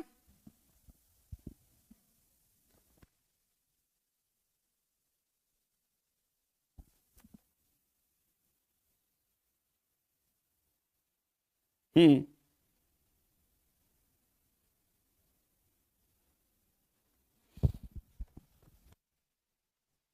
जी भैया, आइए देखते हैं। सुना, देखो अब व्यक्तित्व किसे कहते हैं, अब आप हमें ध्यान से बताइएगा। व्यक्तित्व की परिभाषा क्या होती है? व्यक्तित्व एक क्रियाशील संगठन है जो व्यक्ति की मनोशारीरिक ढंगों को निश्चित करता है, जिन्हें वह बाह्य परिवेश में अपने आप को समायोजित करने में अपूर्व रूप से क्या करता है। अगर आपसे कोई भी कहे कि व्यक्तित्व की परिभाषा लिखो, बहुत इंपॉर्टेंट है, आता है परिभाषा। हालांकि कुछ बच्चे इस प्रश्न में ये कहेंगे कि सर आपने ऐप पर कुछ और परिभाषा लिखवाया था, प्रीवियस ईयर में कुछ और परिभाषा लिखवाया, यहां पे आप कुछ और परिभाषा लिखवा रहे। कोई बात नहीं, आपको इन सब में जो सबसे अच्छा लगेगा आप वो एग्जाम में लिखना, जो आपको याद होगा आप वो एग्जाम में लिखना। कोई जरूरी नहीं कि जो मैं यहां पे लिखवा रहा हूं आपको यही एग्जाम में लिखना है। आपको जो परिभाषा व्यक्तित्व की अच्छी लगेगी आप वो परिभाषा लिखिएगा। दरअसल होता क्या है, बाल विकास की एक सबसे बड़ी कमजोरी यही है कि इसमें कई सारे मनोवैज्ञानिक हुए हैं और सभी मनोवैज्ञानिकों ने अपने अपने अनुसार परिभाषाएं दी है। तो आपको जिस मनोवैज्ञानिक की परिभाषा बहुत आसान लगेगी वो आप लिख देना वहां पे, ठीक है। सुनना, व्यक्तित्व एक क्रियाशील संगठन है जो व्यक्ति की मनोशारीरिक ढंगों को निश्चित करता है, जिन्हें वह बाह्य परिवेश में अपने आप को समायोजित करने में अपूर्व रूप से अपनाता है। अगर आपको ये क्लियर नहीं होगा तो एक बार आप इनको और देख लीजिएगा, आपको बहुत अच्छे तरीके से ये समझ में आ जाएगा। बताइए, कर ले जाओगे भाई मेरे? बिल्कुल, हाँ बिल्कुल शिवशंकर जी, बिल्कुल। अगर कोई परिभाषा आपको याद ना हो ना तो उसको लिख लिख कर याद करो, हमेशा याद होगा, कोई टेंशन नहीं होगी। व्यक्तित्व एक क्रियाशील संगठन है जो व्यक्ति की मनोशारीरिक ढंगों को निश्चित करता है, जिन्हें वह बाह्य परिवेश में अपने आप को समायोजित करने में अपूर्व रूप से अपनाता है। अगला प्रश्न, अब ये क्वेश्चन जो है बहुत ज्यादा इंपॉर्टेंट है भाई मेरे, याद रखना, ये बहुत ज्यादा प्रश्न है। आपके एग्जाम में क्वेश्चन आएगा कि व्यक्तित्व मापन की विधियां कौन कौन सी होती हैं। आपसे पूछा जाएगा कि व्यक्तित्व मापन की विधियां कौन कौन सी होती हैं। तो व्यक्तित्व मापन की 3 विधियां होती हैं, उनके नाम याद रखना। व्यक्तित्व मापन की 3 विधियां होती हैं, आत्मनिष्ठ विधि, वस्तुनिष्ठ विधि और प्रक्षेपी विधि। अच्छा, आत्मनिष्ठ विधि में कौन कौन सी आती है सुनना, पहले तो यहां पे 3 याद करो, फिर आपको दिखा रहा हूं। व्यक्तित्व मापन की विधियां कितनी है? तो व्यक्तित्व मापन की 3 विधियां हैं, आत्मनिष्ठ विधि, वस्तुनिष्ठ विधि और प्रक्षेपी विधि। सबसे ज्यादा जो इंपॉर्टेंट है वो प्रक्षेपी विधि है, बहुत पूछा जाता है आपके एग्जाम में। व्यक्तित्व मापन की विधियां बताइए, यह प्रश्न बहुत ज्यादा इंपॉर्टेंट है। तो व्यक्तित्व मापन की 3 विधियां होती हैं, आत्मनिष्ठ विधि, वस्तुनिष्ठ विधि और प्रक्षेपी विधि। अब इनका मैंने पूरा एक चार्ट बना दिया है, सुनना ध्यान से, बहुत ध्यान से देखना। आत्मनिष्ठ विधि में कौन कौन सी विधियां आती हैं? अवलोकन विधि आती है, साक्षात्कार विधि। ये चार्ट मैं कोशिश करना ना कि ये चार्ट याद कर लेना आप लोग। ये चार्ट अगर आप याद कर लोगे ना तो आपके डीएलएड में भी इंपॉर्टेंट हो जाएगा और आपके आगे आने वाले यूपी टेट और सुपर टेट में भी इंपॉर्टेंट हो जाएगा। आपसे देखो, सबसे ज्यादा आपसे ये पूछा जाएगा कि प्रक्षेपी विधियां कौन कौन, सबसे ज्यादा इंपॉर्टेंट है आपके एग्जाम में आएगा कि प्रक्षेपी विधियां कौन कौन सी हैं। तो प्रक्षेपी विधियां हैं टैट। आपने कई बार प्रीवियस ईयर पेपर में मुझसे ऐसे प्रश्न देखा भी होगा, टैट। और एक चीज पूछा जाएगा कि टैट की खोज किसने की थी? तो 2 मनोवैज्ञानिक थे, मॉर्गन और मुरे। अगर आपसे कभी भी पूछा जाए कि टैट, जिनका फुल फॉर्म होता है थीमेटिक एप्रिसिएशन टेस्ट, अगर लिखना चाहो तो लिख लेना, टैट का फुल फॉर्म होता है थीमेटिक एप्रिसिएशन टेस्ट। प्रक्षेपी विधि आपके एग्जाम में आएगा कि किन्हीं 2 प्रक्षेपी विधियों के नाम लिखो, तो एक आप टैट लिख देना और एक आप कैट लिख देना। टैट होता है थीमेटिक एप्रिसिएशन टेस्ट और कैट होता है चाइल्ड एप्रिसिएशन टेस्ट। टैट की खोज मॉर्गन और मुरे ने किया था, इसमें 31 कार्ड होते हैं। कैट का खोज जो है बेलॉक ने किया था। कैट के अगर कोई पूछे कि कैट की खोज किसने की थी, बेलॉक ने की थी। और एक सैट होता है, एक आईबीटी होता है। तो फिलहाल इतना सब कुछ नहीं याद करना, आपको इनमें से कोई 2 विधि याद कर लेना है। आपसे एग्जाम में पूछा जाएगा कि व्यक्तित्व मापन की किन्हीं 2 प्रक्षेपी विधियों के नाम लिखिए। व्यक्तित्व मापन की किन्हीं 2 प्रक्षेपी विधियों का नाम लिखिए, तो एक हो जाएगा टैट और एक हो जाएगा कैट, और अगर अतनम नंबर है तो एक लिख देना सैट। पहले बताओ कर लेगा कि नहीं कर ले जाओगे, बताओ एक बार। हाँ भैया, इस क्लास की पीडीएफ परीक्षा भी रैप पे मिल जाएगी, आपको परेशान नहीं होना, ठीक है। चलिए, तो आपको क्या मिल गया? टैट मिल गया, कैट मिल गया, सेट मिल गया। इतनी चीजें आपको क्लियर हो गई भाई मेरे, बहुत अच्छी बात है। और बाकी अगर मान लो आपसे कहे कि किन्हीं 2 आत्मनिष्ठ विधियों के बारे में बताइए, तो अवलोकन विधि और साक्षात्कार विधि। अगर आपसे कहे कि किन्हीं 2 आत्मनिष्ठ विधियों के बारे में बताइए, तो अवलोकन विधि और साक्षात्कार विधि हो जाएगा। वस्तुनिष्ठ विधि के बारे में पूछे तो प्रश्नावली निर्धारण मापनी, हालांकि ये सब नहीं आता है, प्रक्षेपी विधि ही पूछा जाता है। तो कैट और टैट और सेट, ये 3 याद रख लेना। नेक्स्ट, अब यहां पर एक अगला प्रश्न आ चुका है, बहुत ज्यादा इंपॉर्टेंट भैया। देखो, ये एक प्रश्न आपके एग्जाम में खूब पूछा जाता है कि व्यक्तित्व के कितने प्रकार होते हैं। आपसे पूछा जाता है कि व्यक्तित्व के कितने प्रकार होते हैं। सर जी पीडीएफ कहां? बेटा ऐप पर मिल जाएगी आमरीन मानो जी, परीक्षा भी ऐप पर पीडीएफ मिल जाएगी, क्लास खत्म होने के थोड़ी देर के बाद मिल जाएगी आपको। और एसएसटी वाली पीडीएफ नहीं मिली, वो भी मिल जाएगी आज दोनों पीडीएफ आपको मिल जाएंगी अभी शाम तक, ठीक है। शाम क्या मतलब क्लास खत्म होने के थोड़ी देर बाद। अच्छा, व्यक्तित्व के प्रकार अगर आपसे कोई कहे कि व्यक्तित्व कितने प्रकार के होते हैं, तो व्यक्तित्व आपके 3 प्रकार होते हैं, अंतर्मुखी, बहिर्मुखी और इसके जगह पर लिख देना उभयमुखी। क्या लिख देना? इसके जगह पर लिख देना उभयमुखी। उभयमुखी। अब अगर आपसे कोई पूछे व्यक्तित्व कितने प्रकार के होते हैं, तो व्यक्तित्व 3 प्रकार के होते हैं, अंतर्मुखी, बहिर्मुखी और उभयमुखी। अच्छा, ये अंतर्मुखी क्या होते हैं? अंतर्मुखी होते हैं जो केवल अपने बारे में सोचते हैं, इनको देश दुनिया से कोई मतलब नहीं रहता है। ये अपना कमरे में बैठे रहेंगे, पढ़ाई लिखाई अपना करेंगे, मार्केट जाएंगे तो वहीं पर अपना, ना किसी से बोलेंगे ना किसी से चालेंगे, ना इन्हें समाज से कोई मतलब रहता है, ना इनको किसी और से मतलब रहता है। यानी कि जो अंतर्मुखी जो व्यक्तित्व होते हैं, ये केवल अपने आप के बारे में सोचते हैं, ये एकदम से कमरे में बंद करना पसंद करते हैं। इन्हें बाहर शादी है, किसी का ब्याह है, किसी का मुंडन है, कहीं पर डांस हो रहा है, इन्हें किसी से कोई मतलब नहीं है।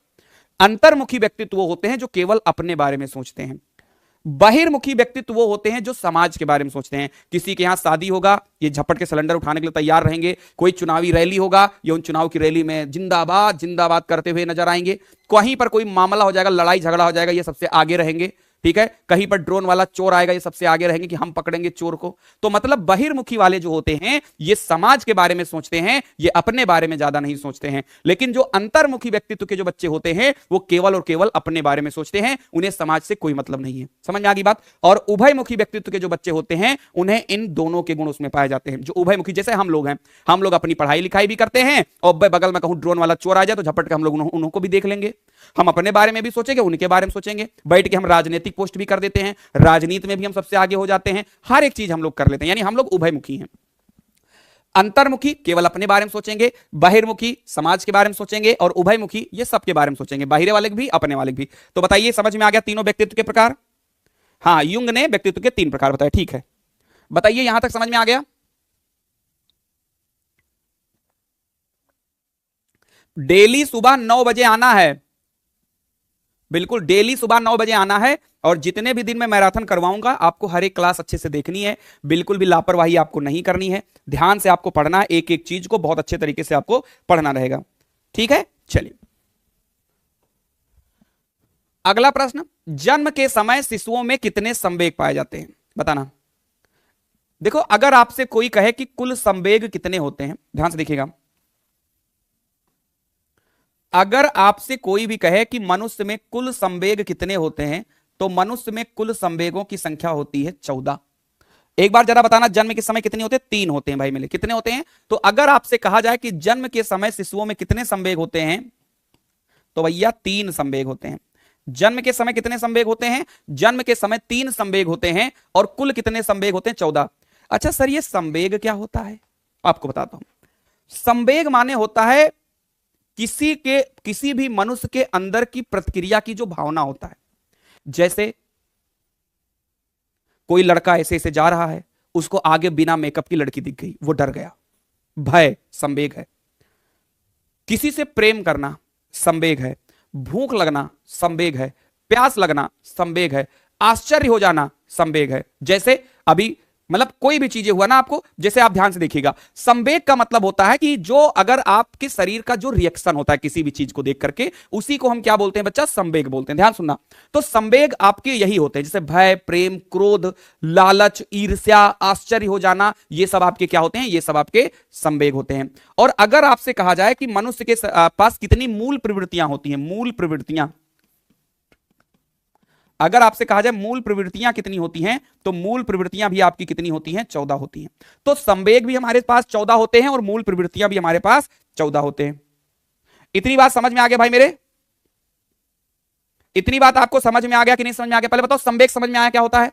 संवेग होता है कि अगर कोई इंसान का जो स्वभाव होता है, और वो स्वभाव जब प्रकट होता है, तो उसी को हम संवेग बोलते हैं। जैसे भूख लगा, संवेग है, प्यास लगा, संवेग है, भय लगा, संवेग है, क्रोध आया, संवेग है, आश्चर्य हुआ, संवेग है। तो ये सब क्या है? आपके संवेग के अंतर्गत आते हैं जी। बिल्कुल ठीक है। अब देखिए 3 संवेग कौन कौन से होते हैं, सुना। जन्म के समय शिशुओं में 3 संवेग पाए जाते हैं। इसे किसने कहा था? इसे वाटसन ने कहा था। वाटसन के अनुसार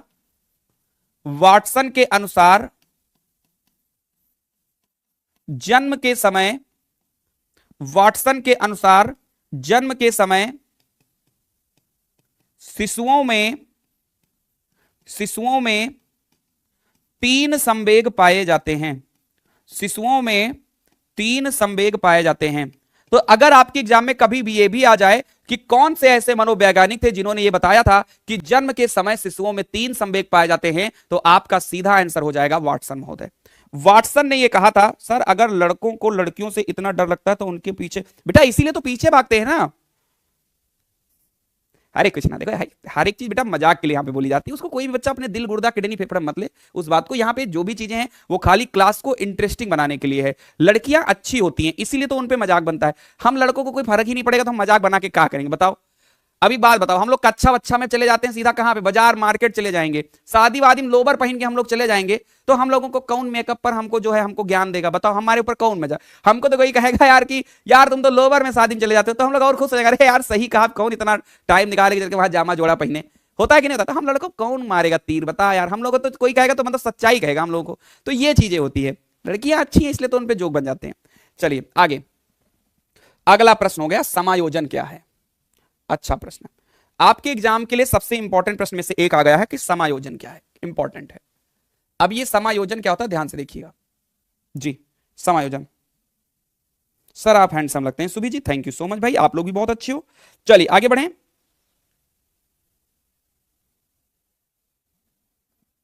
देखो दरअसल होता क्या, समायोजन का मतलब होता है परिस्थितियों के अनुसार अपने आप को ढालना। परिस्थितियों के अनुसार, परिस्थितियों के अनुसार, अनुसार अपने आप को ढालना, अपने आप को ढालना, परिस्थितियों के अनुसार अपने आप को ढालना ही समायोजन कहलाता है। क्या कहलाता है, समायोजन कहलाता है। अब जैसे सुनो भाई, समायोजन का मतलब क्या हुआ, जैसे अभी मान लो क्या हुआ, अभी मैं से अब यार फिर हम लड़कियों पर जोक मारेंगे यार, अब नहीं मारे, सब गुस्सा आ जाएंगे, सब हमको कहेंगे यार ये बहुत खराब इंसान है, ये हमारे बारे में बोलते हैं। लेकिन एग्जाम्पल बड़ा तगड़ा हमारे पास आया था, लेकिन चलो नहीं बताएंगे। मैं अपने आप को परिस्थितियों के अनुसार हम ढाल रहे हैं, इसी को समायोजन बोलते हैं। जैसे एक बात बताओ, जैसे मान लीजिए कि बिल्कुल ठीक है, तो मतलब होता क्या है कि अगर आप कोई परिस्थिति है, जैसे कोई एक विषम परिस्थिति है, कोई अच्छी परिस्थिति है, किसी के यहाँ शादी ब्याह है तो हम अपने आप को डांस करते हैं, किसी के यहाँ कोई खत्म हो गया है, एक्सपायर हो गया, आप उनके यहाँ जाते हो तो वहां पर उस तरीके से एकदम भावुक से नजर आते हो। यानी परिस्थितियों के अनुसार अगर आप अपने व्यवहार में बदलाव कर देते हो तो उसे ही हम समायोजन कहते हैं। जैसे आप एक बात बताओ, जैसे परिस्थितियों के अनुसार का मतलब है किसी के यहाँ शादी है, आप गए वहां पर शादी में, आप खुश हो गए, अरे बहुत बहुत बधाई, बहुत बहुत शुभकामनाएं, डांस करने लगे, आज मेरे यार की शादी है, आज मेरे यार की शादी, एकदम नाच, वैसे तुम्हारे फूफक शादी है वहां पे है, एकदम तगड़े से आप नाच रहे हो। लेकिन अगर वही कहीं पर किसी के यहाँ कोई दुर्घटना हो जाती है, कोई वहां पे कुछ मतलब हो गया, तो आप गए उनके यहाँ, यार सुन के बहुत बुरा लगा यार, मतलब अभी कोई उम्र थी इनके जाने की, ठीक है, आप गए वहां पे भावुक से एकदम से नजर आ रहे हो, एकदम बैठे हुए हो। तो हर एक परिस्थिति के अनुसार अगर आप अपने व्यवहार को बदल देते हो तो उसी को हम समायोजन कहते हैं। पहले आप ये बात बताओ, यहां तक समझ में आ गया कि नहीं आ गया जी, इतनी बात पहले बताइए, आगे बढ़े भाई। चलिए अब देखो यहां पे, परिस्थितियों के अनुसार अपने आप को ढालना ही समायोजन कहलाता है। अब जैसे ये प्रश्न आपके एग्जाम में आएगा कि समायोजन क्या है, सुनना बच्चा, देखो समायोजन का तात्पर्य है अच्छे तरह से व्यवस्थित करना, या दूसरे शब्दों में कहें तो परिस्थितियों का वातावरण से संतुलन ही समायोजन है। कितना सिंपल परिभाषा हम लेकर के आए हैं, और अभी इसी चीज को आप सीरीज उरीज में देखोगे, इतना टफ लैंग्वेज में लिखा तुमको जिंदगी में याद नहीं होगा। समायोजन क्या है, समायोजन का तात्पर्य है अच्छी तरह से व्यवस्थित करना, या दूसरे शब्दों में कहें तो परिस्थितियों का वातावरण से संतुलन ही समायोजन कहलाता है। इतनी बात पहले आप मुझे बताओ, आपको समझ में आ गया कि नहीं आ गया भाई मेरे।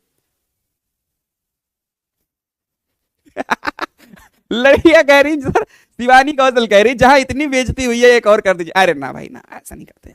एक तो यार नवरात्र आने वाला है, लड़कियों की बेइज्जती का मतलब हो गया यार, माफ करो, कहा सुना माफ करो, छोटे शिक्षक मान के माफ कर दो भाई। चलो आगे बढ़ते हैं। समायोजन क्या होता है बताओ, परिभाषा याद हो गई कि समायोजन का तात्पर्य है अच्छी तरह से व्यवस्थित करना, या दूसरे शब्दों में कहे तो परिस्थितियों का वातावरण से संतुलन ही समायोजन कहलाता है। बताइए यहां तक सबको समझ में आ गया, परिस्थितियों का वातावरण से संतुलन ही समायोजन कहलाता है। नेक्स्ट, चिंतन क्या है, चिंतन बताओ भाई, चिंतन क्या है, कितना बढ़िया प्रश्न एग्जाम में खूब आता है। चिंतन क्या है, चिंतन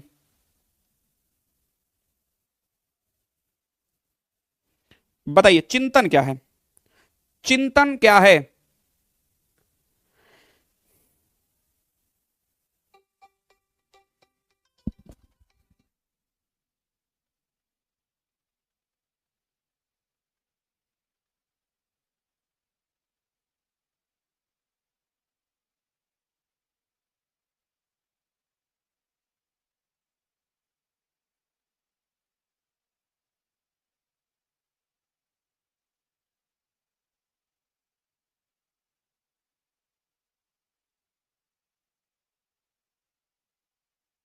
चलिए भाई याद करें। अब देखो चिंतन की क्या होता है, अब देखो यहां पे ध्यान से देखो, माफी चाहूंगा थोड़ा कॉल आ गई थी, इंपॉर्टेंट थी। चलिए अब अगर आपसे कोई कहे कि चिंतन क्या होता है, चिंतन क्या होता है बताओ, चलिए बताओ चिंतन क्या होता है। देखो अगर होता क्या है कि आपके पास अगर कोई समस्या है और आप उस समस्या को लेकर के विचार करते हो, ध्यान से देखिए,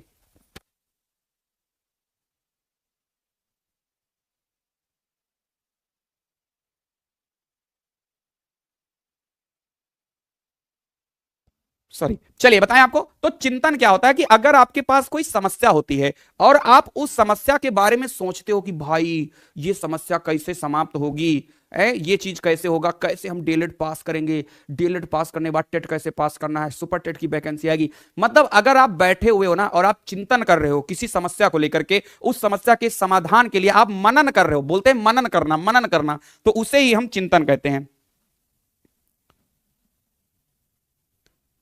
देखो मैं लिखवा रहा हूं, चिंतन किसी चीज पर विचार करने या मनन करने की मानसिक प्रक्रिया है।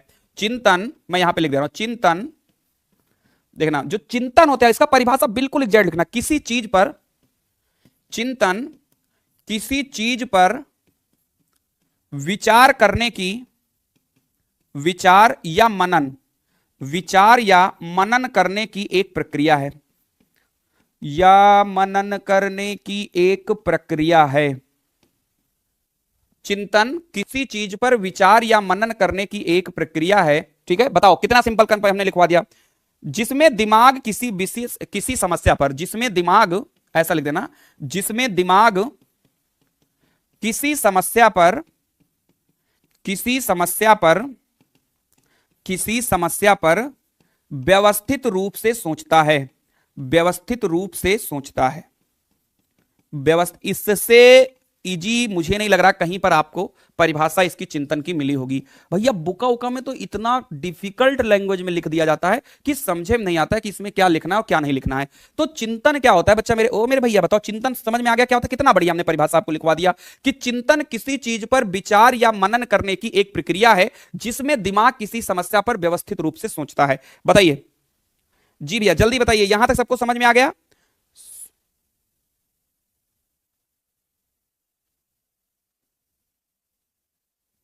हाँ हाँ ठीक है मोहम्मद साई जी, रॉस के अनुसार चिंतन ज्ञानात्मक पक्ष की एक मानसिक प्रक्रिया, ये भी आप लिख सकते हो। और अगर आप इसको, हाँ हो जाएगा, आप बस इतना लिख देना मोहम्मद साई जी कि रास के अनुसार, रास के अनुसार, बिल्कुल ये लिख देना कि रास के अनुसार चिंतन ज्ञानात्मक पक्ष की एक मानसिक प्रक्रिया, ये भी सही हो जाएगा, लिखना चाहो तो लिख सकते हो रास के अनुसार। ये देखो मैं यहां पर लिख दे रहा हूं, रास के अनुसार चिंतन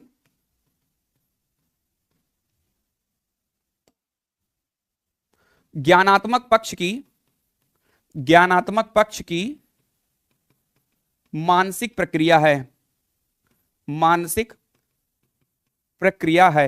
ठीक है, आप ये भी लिख सकते हो या फिर आप ये भी लिख सकते हो, तुम दोनों को जो, इन दोनों में जो आपको अच्छा लगेगा वो आप लिख देना, इनमें से जो आपको अच्छा लगेगा वो आप अच्छे से लिख देना भाई, बिल्कुल इसमें से जो अच्छा लगेगा वो आप लिख देना। बेटा 1000 लाइक अभी कंप्लीट नहीं हुई है, एक बार लाइक कर दो। आपके शिवम सर आपके लिए कितना मेहनत कर रहे हैं, और अगर आपको लग रहा है कि वाकई में मेहनत चल रही है, ऐसा भी नहीं कि सर खींच के पढ़ा दे रहे हैं, हमको कुछ समझ में नहीं आ रहा है, मैं हर एक प्रश्न पे टाइम दे रहा हूं, हर एक प्रश्न को मैं समझाते हुए चल रहा हूं, मैं कोशिश कर रहा हूं कि हर एक प्रश्न आपको इसी क्लास में याद हो जाए। लेकिन हाँ, जब अभी क्लास खत्म हो जाएगी, आपने अगर स्क्रीनशॉट लिया होगा तो हर एक क्वेश्चन को आप एक बार दो बार बहुत अच्छे से आप इनको पढ़ लीजिएगा, ये आपका काम बनता है। ठीक है, चलिए आ गया, ठीक है। अब इस आंसर का कोई मतलब है नहीं, ये आंसर सही है नहीं, इसको हटा दीजिए।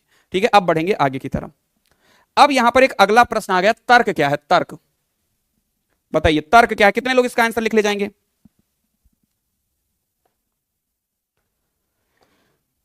बताइए इसमें तर्क क्या है?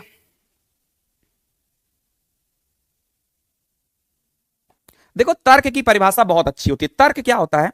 तर्क एक ऐसी प्रक्रिया होती है जिसमें अगर कोई समस्या है, मान लीजिए अगर मेरे पास कोई समस्या है, मान लीजिए ये मेरे पास कोई एक समस्या है, तर्क का मतलब क्या होता है कि अगर मेरे पास कोई समस्या है और इस समस्या का समाधान हम वर्तमान परिस्थिति को ध्यान में रखकर करते हैं, याद रखिएगा, मतलब मेरे कहने का मतलब क्या है मैं समझा दूं पहले, नहीं तो ऐसे नहीं समझ पाओगे। तर्क का मतलब होता है कि अगर मेरे पास कोई समस्या है और हम उस समस्या का समाधान वर्तमान परिस्थिति को ध्यान में रखकर करते हैं तो उसे हम तर्क कहते हैं। मतलब अगर मेरे पास कोई समस्या है और उस समस्या का समाधान मैं वर्तमान परिस्थिति को ध्यान में करता हूं तो उसे हम तर्क कहते हैं। सुनना एक बार, मैं यहां पे दिखाता हूं, इनको ध्यान से पढ़ना। जी ध्यान से पढ़ना है यहां पे जो मैं बता रहा हूं आपको। तर्क वह प्रक्रिया है जिसके द्वारा किसी समस्या को हल करने के लिए वर्तमान स्थिति का निरीक्षण करके एक निष्कर्ष निकालने का प्रयत्न किया जाता है। अगर मेरे पास कोई समस्या है तो कहीं ना कहीं हम पहले वर्तमान स्थिति का पता लगाएंगे कि हमारे पास इस समय की स्थिति क्या है, और उस स्थिति के अनुसार हम क्या करेंगे, निष्कर्ष निकालने का हम प्रयत्न करेंगे। इतनी बात समझ में आ गई सबको? जल्दी बताइए।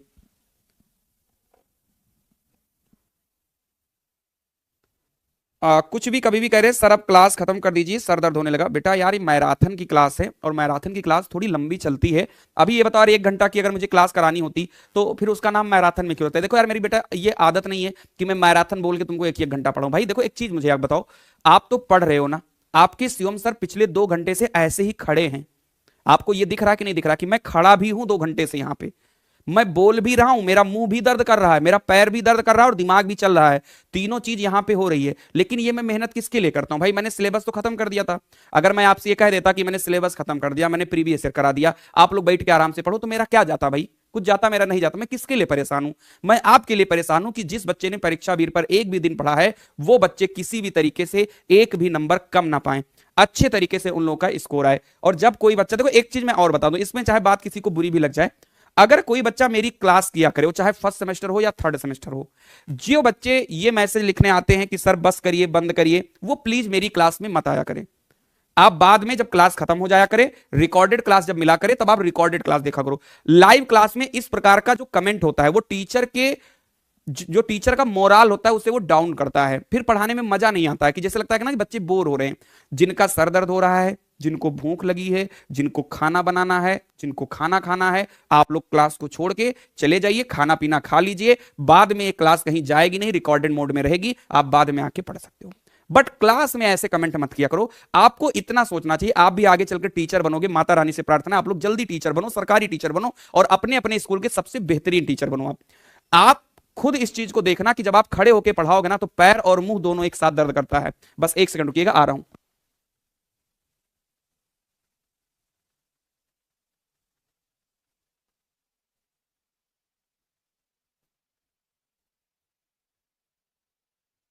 चलिए आगे की तरफ बढ़े भाई।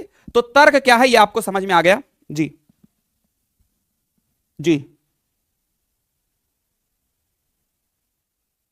अब आप देखिए, तर्क वह प्रक्रिया है जिसके द्वारा किसी समस्या को हल करने के लिए वर्तमान स्थिति का निरीक्षण करके एक निष्कर्ष निकालने का प्रयत्न किया जाता है। आई होप आपको यहां तक चीजें क्लियर हो गई होंगी। ठीक है, अब आते हैं अपने अगले प्रश्न पे। बुद्धि से आपका क्या तात्पर्य है? बुद्धि किसे कहते हैं? अब यह प्रश्न भी बहुत ज्यादा इंपॉर्टेंट है, खूब एग्जाम में आता है कि बुद्धि से क्या तात्पर्य है। तो बुद्धि क्या होती है? बुद्धि एक ऐसी चीज होती है कि बुद्धि का प्रयोग करके आप किसी समस्या का हल ढूंढते हो। ठीक है, किसी भी चीजों में आप अंतर ढूंढते हो, या हम ऐसा कह सकते हैं कि बुद्धि एक मानसिक शक्ति है जो वस्तुओं एवं तथ्यों को समझने, उनमें आपसी संबंध खोजने या तर्कपूर्ण ज्ञान प्राप्त करने में सहायक होती है। अब आप मुझे एक बात बताइए भैया, सुनना, बुद्धि से आपका क्या आशय है? सुनना भैया इस चीज को देखो, बुद्धि किसे कहते हैं बच्चा, ध्यान से देखिएगा। बुद्धि वह मानसिक स्थिति है या वह मानसिक शक्ति है जो वस्तुओं एवं तथ्यों को समझने, उनमें आपसी संबंध खोजने तथा तर्कपूर्ण ज्ञान प्राप्त करने में सहायक होती है। बताइए, इतनी बात समझ में आ गया भाई मेरे? जी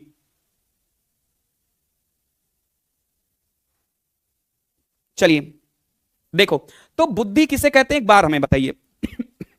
ठीक है, सॉरी। देखिए, बुद्धि से क्या तात्पर्य है? बुद्धि वह मानसिक शक्ति है जो वस्तुओं एवं तथ्यों को समझने, उनमें आपसी संबंध खोजने तथा तर्कपूर्ण ज्ञान प्राप्त करने में सहायक होती है। इतनी बात समझ में आ गई? तो बुद्धि से आपका क्या तात्पर्य है? बुद्धि वह मानसिक शक्ति है जो वस्तुओं एवं तथ्यों को समझने, उनमें आपसी संबंध खोजने तथा तर्कपूर्ण ज्ञान प्राप्त करने में सहायक होती है। बताओ यहां तक हाँ कि ना, सही है कि नहीं सही है? बताओ एक बार मुझे जल्दी बताओ। अगर कोई डेफिनेशन आपको ना याद हो तो उन डेफिनेशंस को आप कॉपी में लिख लिख कर याद करें, एक बार 2 बार में आपको समझ में आ जाएगी। तो बुद्धि वह मानसिक शक्ति है जो वस्तुओं एवं तथ्यों को समझने, उनमें आपसी संबंध खोजने तथा तर्कपूर्ण ज्ञान प्राप्त करने में सहायक होती है। अब आपके एग्जाम में अगर आ जाए कि बुद्धि कितने प्रकार की होती है, अब ध्यान से देखिएगा, अगर आपके एग्जाम में पूछा जाए कि बुद्धि के प्रकार बताओ, तो बुद्धि आपकी 3 प्रकार की होती है। और इसको किसने कहा था? इसे कहा था थॉर्नडाइक साहब ने। थॉर्नडाइक ने कहा था कि बुद्धि जो है 3 प्रकार की होती है, एक मूर्त बुद्धि, अमूर्त बुद्धि और सामाजिक बुद्धि। अगर आपके एग्जाम में आ जाए कि थॉर्नडाइक ने बुद्धि के कितने प्रकार बताए, या आपसे केवल इतना ही पूछ लें कि बुद्धि के कितने प्रकार होते हैं, तो बुद्धि के 3 प्रकार होते हैं, मूर्त बुद्धि, अमूर्त बुद्धि और सामाजिक बुद्धि। पहले बताओ, यहां तक सबको समझ में आ गया भाई मेरे जी? तो इनको आप बहुत अच्छे तरीके से, बहुत अच्छे अरे वाह राखी जी, बहुत अच्छी बात है, बिल्कुल इतना समझ में आ गया। तो बुद्धि के 3 प्रकार हैं, मूर्त बुद्धि, अमूर्त बुद्धि और सामाजिक बुद्धि। अगर कोई इस मैराथन की भी नोट्स बना रहा है या नोट्स में लिख रहा है, तो मैं आपसे कहूंगा कि आप इसका स्क्रीनशॉट लीजिए। अभी आप क्लास में समझते हुए चलिए, इसका स्क्रीनशॉट लीजिए, बाद में इस स्क्रीनशॉट का आप नोट्स बनाइएगा। अभी आप खाली इन चीजों को आप पढ़ते हुए चलिए। जितने भी प्रश्न यहां पर मैं लेकर के आया हूं, सारे के सारे प्रश्न आपके एग्जाम में पूछे गए हैं और सारे के सारे इंपॉर्टेंट हैं। नेक्स्ट, बुद्धि लब्धि क्या है? अब देखो, बुद्धि क्या है हमने आपको बता दिया। अब आप हमको बताइए कि बुद्धि लब्धि क्या है। बुद्धि लब्धि से आप क्या समझते हैं जी? चलिए सर, कई सारे चन्ना पे चैप्टर वाइज क्लास यहाँ यूट्यूब पे, क्या वो सही है पढ़ना? रघु कह रहे हैं बेटा दुनिया में जाके पढ़ो, बेटा दुनिया में पढ़ो, जहां रघु जी तुमको मन करे पढ़ो। हम कहे कहें हमारा मैराथन बेस्ट है भाई, तुमको जहां मन में आए पढ़ो, कोई दिक्कत वाली बात नहीं भाई, जहां मन में आए पढ़ो खूब अच्छे से, ठीक है। हम कहे बताएं कि सीओमय सर बेस्ट है, तुमको जिसका समझ में आता है, जिसका तुम्हें समझ में बढ़िया से आएगा, आप वो चीज पढ़ो। हमारे तरफ से सभी बच्चों को खुली छूट है, जिस टीचर का, जिस चैनल पे, जहां पर, जिस प्लेटफॉर्म पे तुमको बढ़िया लगे। हम तो सब बच्चों से कहते हैं कि पूरा चैनल, पूरा भारत भ्रमण करके आओ और उसके बाद आप चैनल परीक्षावीर पे आना, तब आप कहोगे कि भाई परीक्षावीर क्यों बेस्ट है और क्यों पूरे भारत के बच्चे या पूरे उत्तर प्रदेश के बच्चे परीक्षावीर से प्यार करते हैं। जब आप सबको देख लोगे तब तो आपको पता लगेगा परीक्षावीर कैसी है। तो इसीलिए आप जाइए, आप पढ़िए। मैराथन इसलिए कराया जाता है ताकि इंपॉर्टेंट चीज पढ़ाया जा सके। बाकी चैप्टर वाइज तो मैं बहुत पहले पढ़ा चुका हूं, चैप्टर तो मैंने पहले ही पढ़ा दिया, अब मैं चैप्टर को दोबारा क्यों पढ़ाऊं? तो मैराथन होती है इंपॉर्टेंट चीज कवर करने के लिए, ठीक है। चलिए, बुद्धि लब्धि क्या है देखिए, अब आप इस चीज को देखिए जी। बुद्धि लब्धि क्या है भाई मेरे, सुनना।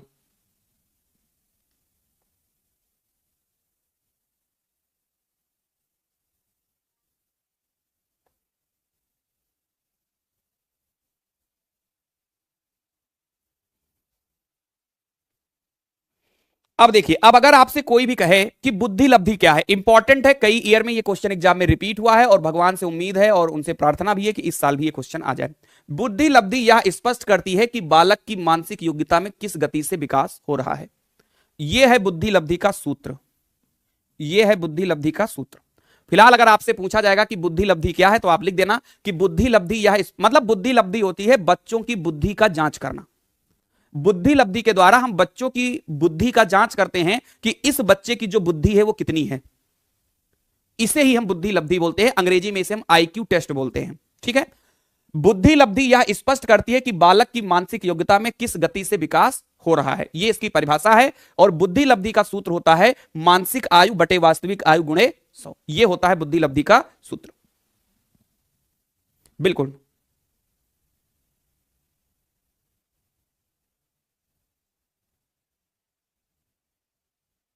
रघु जी एग्जाम टाइम पर केवल परीक्षावीर की मैराथन पढ़िए और प्रीवियस ईयर पेपर लगाइए, इसके अलावा आपको कुछ नहीं करना है। और अगर आप मेरे साथ स्टार्टिंग से ऐप पर पढ़ रहे हो तो आपने जो नोट्स बनाया है आप उसे रिवीजन करते चलिए। मैराथन और प्रीवियस ईयर पेपर उन लोगों के लिए रामबाण है एकदम से, जो बच्चे बिल्कुल भी पढ़ाई नहीं किए हैं, ये उनके लिए रामबाण है। और जो बच्चे स्टार्टिंग से मुझसे पढ़ने वाले हैं उनके लिए तो ये मतलब रामबाण से भी बड़ी चीज है। क्यों? क्योंकि उनका इकट्ठा सब रिवीजन हो जा रहा है। समझ में आगे बात? तो सभी के लिए ये बहुत ज्यादा इंपॉर्टेंट है। अच्छा, यहां पे बुद्धि लब्धि का एक मैंने यहां पर एक जो है टेबल रख दिया है, देखना यहां पे। अगर कोई आपसे कहे ये सबसे ज्यादा इसमें इंपॉर्टेंट है, इसमें एक ये बहुत ज्यादा इंपॉर्टेंट है, याद रखना, ये बहुत ज्यादा इंपॉर्टेंट है, बहुत ज्यादा इंपॉर्टेंट है ये, और एक आपका ये बहुत ज्यादा इंपॉर्टेंट है। ये दो आप याद रखना। अगर आपसे कहा जाए कि प्रतिभाशाली बच्चों की बुद्धि लब्धि कितनी होती है, तो 130 से ज्यादा होती है, और सामान्य बालक की बुद्धि लब्धि कितनी होती है, तो 91 से 110, या कहीं कहीं पर 90 से 105 लिखा होता है, कहीं कहीं पर 90 से 110 लिखा होता है। ठीक है, तो कोई दिक्कत नहीं है। अगर आपसे कोई भी पूछे कि प्रतिभाशाली बच्चों की बुद्धि लब्धि कितनी होती है, तो 130 से ज्यादा होती है, और अगर आपसे कहा जाए कि सामान्य बच्चों की बुद्धि लब्धि कितनी होती है, तो 90 से 110 होती है। अब आप मुझे यहां तक बताइए, यहां तक बिल्कुल क्लियर है कि नहीं क्लियर है? बिल्कुल, एक बार मुझे बताइए कि क्या यहां तक सब कुछ क्लियर है कि नहीं क्लियर है? पहले बताइए, बस ये दो चीज याद रखना, पूरा चार्ट याद करने की आपको जरूरत नहीं, सिर्फ दो याद रखना कि प्रतिभाशाली बच्चों की जो बुद्धि लब्धि होती है वो 130 से ज्यादा होती है, और सामान्य बच्चों की जो बुद्धि लब्धि होती है वो 91 से 110 या फिर 90 से 110 होती है। मैं इसको 90 से 110 कर लेता हूं, ठीक है, 90 से 110 होती है। बताइए यहां तक समझ में आ गया भाई? हाँ कोई बात नहीं, देखो बेटा, कहीं कहीं पर 130 से अधिक लिखा है, कहीं कहीं पर 140 से अधिक लिखा है, कोई दिक्कत वाली बात नहीं है भैया, कोई बात नहीं। अच्छा एक बात हमसे बताओ, अगर किसी ने हमसे कहा 120 से अधिक, तो 120 से अधिक में क्या 140 नहीं आ जाएगा? एक बात हमको बताओ, हमने कह दिया 130 से अधिक, तो क्या 130 से अधिक में 140 नहीं आ जाएगा? बिल्कुल आ जाएगा भाई, तो उससे कोई दिक्कत नहीं भाई, उससे कोई दिक्कत नहीं है। अभी जैसे मान लो एक सवाल आ जाए, सुनना ध्यान से, अगर मान लीजिए आपसे एक सवाल दे दें, प्रतिभाशाली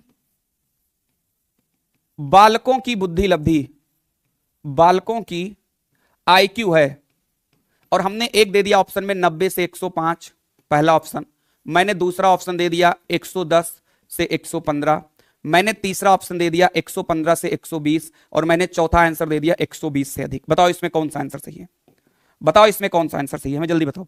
प्रतिभाशाली बालकों की आईक्यू कितनी है, तो आप सीधा कहोगे 120 से अधिक। अब वहां ये थोड़ी कहोगे कि शिवम सर ने 135 से अधिक लिखवाया था, शिवम सर ने तो 140 से अधिक लिखवाया था। भैया जिसके आगे से अधिक लिख गया वो हमारा फाइनल आंसर हो गया भाई मेरे, क्या है उसके लिए परेशान इतना जी। अब यहां तो हमने 120 से अधिक लिखवाया नहीं था, आपने क्यों 120 से अधिक मारा? क्योंकि आपको पता है कि 120 से अधिक में 130 आ जाएगा। ठीक है, अब बताइए यहां तक सबको समझ में आ गया भाई जी? चलिए,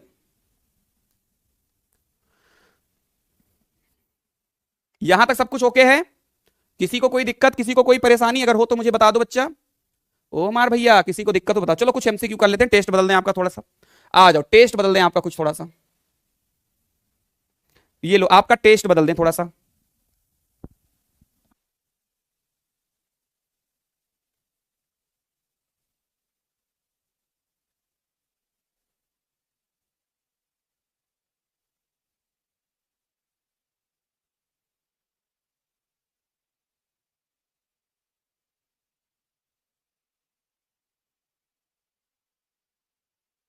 हाँ बिल्कुल, अभी इसका पार्ट 2 भी कल चलेगा, आज पार्ट 1 है और कल आपका बाल विकास पूरा कंप्लीट हो जाएगा जी। चलिए, बाल विकास का विभाजन कितनी अवस्थाओं में किया जाता है, तो मैंने अभी अभी आपको बताया था कि 3 अवस्थाओं में किया जाता है। कौन कौन सी अवस्था है? शैशवावस्था, बाल्यावस्था और किशोरावस्था। आइए एक प्रश्न हम आपको और करवाते हैं, मुझे इसका भी आंसर चाहिए, बड़ा प्यारा क्वेश्चन है ये। जन्म के समय बालक का वजन कितना होता है बताइए? सामान्यतः कितना होता है भाई? कोई बच्चा दूबर होता है, कोई पातर होता है, तो उसकी बात अलग होती है। बताइए सामान्य बालक जो होता है, जन्म जब लेता है, सामान्य मतलब ठीक ठाक बालक, उसका वजन कितना रहता है? हम्म,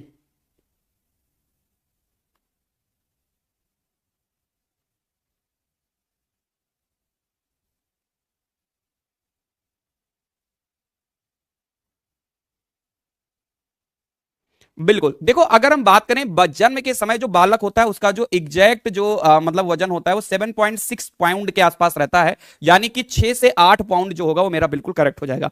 मतलब 6 पाउंड से कम नहीं हो सकता और 8 पाउंड से ज्यादा नहीं होता। हाँ कोई बहुत ज्यादा हेल्दी होता है, कभी कभी वो 8 से थोड़ा ऊपर भी निकल जाता है, कोई बहुत ज्यादा कमजोर होता है, जन्म के पहले मतलब समय नहीं पूरा होता उसके पहले ही जन्म हो जाता है, तो उस कंडीशन में थोड़ा सा क्या होता है कि बच्चा थोड़ा हल्का पैदा होता है, नहीं तो सामान्यतः जो कहा जाता है वो 6 से 8 पाउंड के बीच में वो बच्चा रहता है। समझ में आ गई बात यहां पे? तो ये आपका राइट आंसर यहां पे हो जाएगा। ठीक है, अरे एक बार लिख दो ना यार, मजा आ रहा है कि नहीं आ रहा? एक बार लिखो, मतलब मुझे आप लोगों से कहना कि आप लोग सोच नहीं गए, मतलब खुद सोचो यार। आप शिवम सर को दिमाग में रखकर पढ़ाई करो यार, कि शिवम सर मेरे लिए खड़े होकर इतनी देर से पढ़ा रहे हैं, बोल रहे हैं, और स्टार्टिंग से लेकर के अभी तक मेरी एनर्जी डाउन नहीं हुई है। ये आप देख रहे हो कि नहीं देख रहे हो? ना मैं कहीं कुछ खाने गया हूं, ना मैं कहीं कुछ पीने गया। हाँ पानी पी रहा हूं, वो तुम भी पी सकते हो बगल में ग्लास में लेकर, उसके लिए कोई एक्स्ट्रा तो आपको कुछ करना नहीं। अरे बता दे भाई, काहे सो रहे हो? बता दो शिवम सर की एनर्जी काहे डाउन मार रहे हो? बहुत मारेंगे, जल्दी बताओ। समझ में आ गया भाई जी? चलिए, तो भैया जन्म के समय बालक का वजन कितना होता है? 6 से 8 पाउंड होता है। एक प्रश्न और करेंगे हम लोग, इसका आंसर बताइए। जिस प्रकार शारीरिक विकास के लिए भोजन का महत्व है, उसी प्रकार सामाजिक विकास के लिए शिक्षा का, यह कथन किसने कहा था? बताइए। यह प्रश्न डेलिट 2019 में सवाल पूछा गया था। बताइए। जिस प्रकार शारीरिक विकास के लिए भोजन का महत्व है, उसी प्रकार सामाजिक विकास के लिए शिक्षा का, यह कथन किसका है? जल्दी जल्दी बोल भैया, जल्दी जल्दी बोल जी मेरे भैया, बता दो बच्चा। अरे लाइक करो यार, कितने लोग हो जो शेयर नहीं किए हो? गद्दारी नहीं चलेगी जी, बिल्कुल जल्दी से सभी लोग शेयर कर दें, बिल्कुल जल्दी से शेयर कर दें। जितने भी मेरे प्यारे प्यारे स्वीट स्वीट से छात्र हैं, सभी वीडियो को शेयर कर दें अपने ग्रुप में, अपने व्हाट्सएप पर स्टेटस लगा लें, लिंक को कॉपी करके सभी लोग व्हाट्सएप पे स्टेटस लगा लें, ग्रुप में शेयर कर दें, दोस्तों को बुला लें। कितना मजा आएगा, एकदम मतलब मजा ही मजा हो जाएगा ना भाई जी। चलिए। जिस प्रकार शारीरिक विकास के लिए भोजन का, अच्छा सब आंसर सही बता रहे हैं यार, इतना तेज हो गए हो आप लोग क्या भाई? इतना बढ़िया आंसर आपने बता दिया भाई, सब बच्चे भी आंसर बता रहे हैं। जिस प्रकार शारीरिक विकास के लिए भोजन का महत्व है, उसी प्रकार सामाजिक विकास के लिए शिक्षा का, यह कथन किसने कहा? बताओ, यह कथन किसका है? सर एक बार आयु का जो मानसिक रिश्ता निकालते हैं, आयु की लेवल वह कैसे निकालते हैं, एक बार बता दीजिए। अरे सोनम जी वही लगा देना। जैसे मान लो आपको एक एग्जाम में सवाल दिया जाएगा कि कोई बच्चा है जिसका मानसिक आयु 10 साल है, उसका वास्तविक आयु 20 साल है, तो उसका आईक्यू बताइए, तो 10/20 × 100 कर देना, आ जाएगा। चलिए इतना समझ में आपको आ गया। चलिए अब बढ़ जाते हैं आगे की तरफ।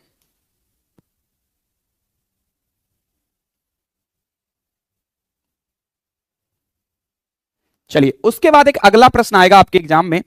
बुद्धि लब्धि का सूत्र पता लग गया कि नहीं लग गया? मानसिक आयु बटे वास्तविक आयु गुणे 100। अब यहां पर आपके पास प्रश्न आ गया बुद्धि लब्धि परीक्षण। आपके एग्जाम में आएगा कि बुद्धि लब्धि का परीक्षण कितने प्रकार का होता है? तो बुद्धि लब्धि परीक्षण जो होता है वो हमारा 2 प्रकार का होता है। एक होता है व्यक्तिगत बुद्धि परीक्षण और एक होता है सामूहिक बुद्धि परीक्षण। ध्यान दीजिएगा यहां पे जी, बिल्कुल।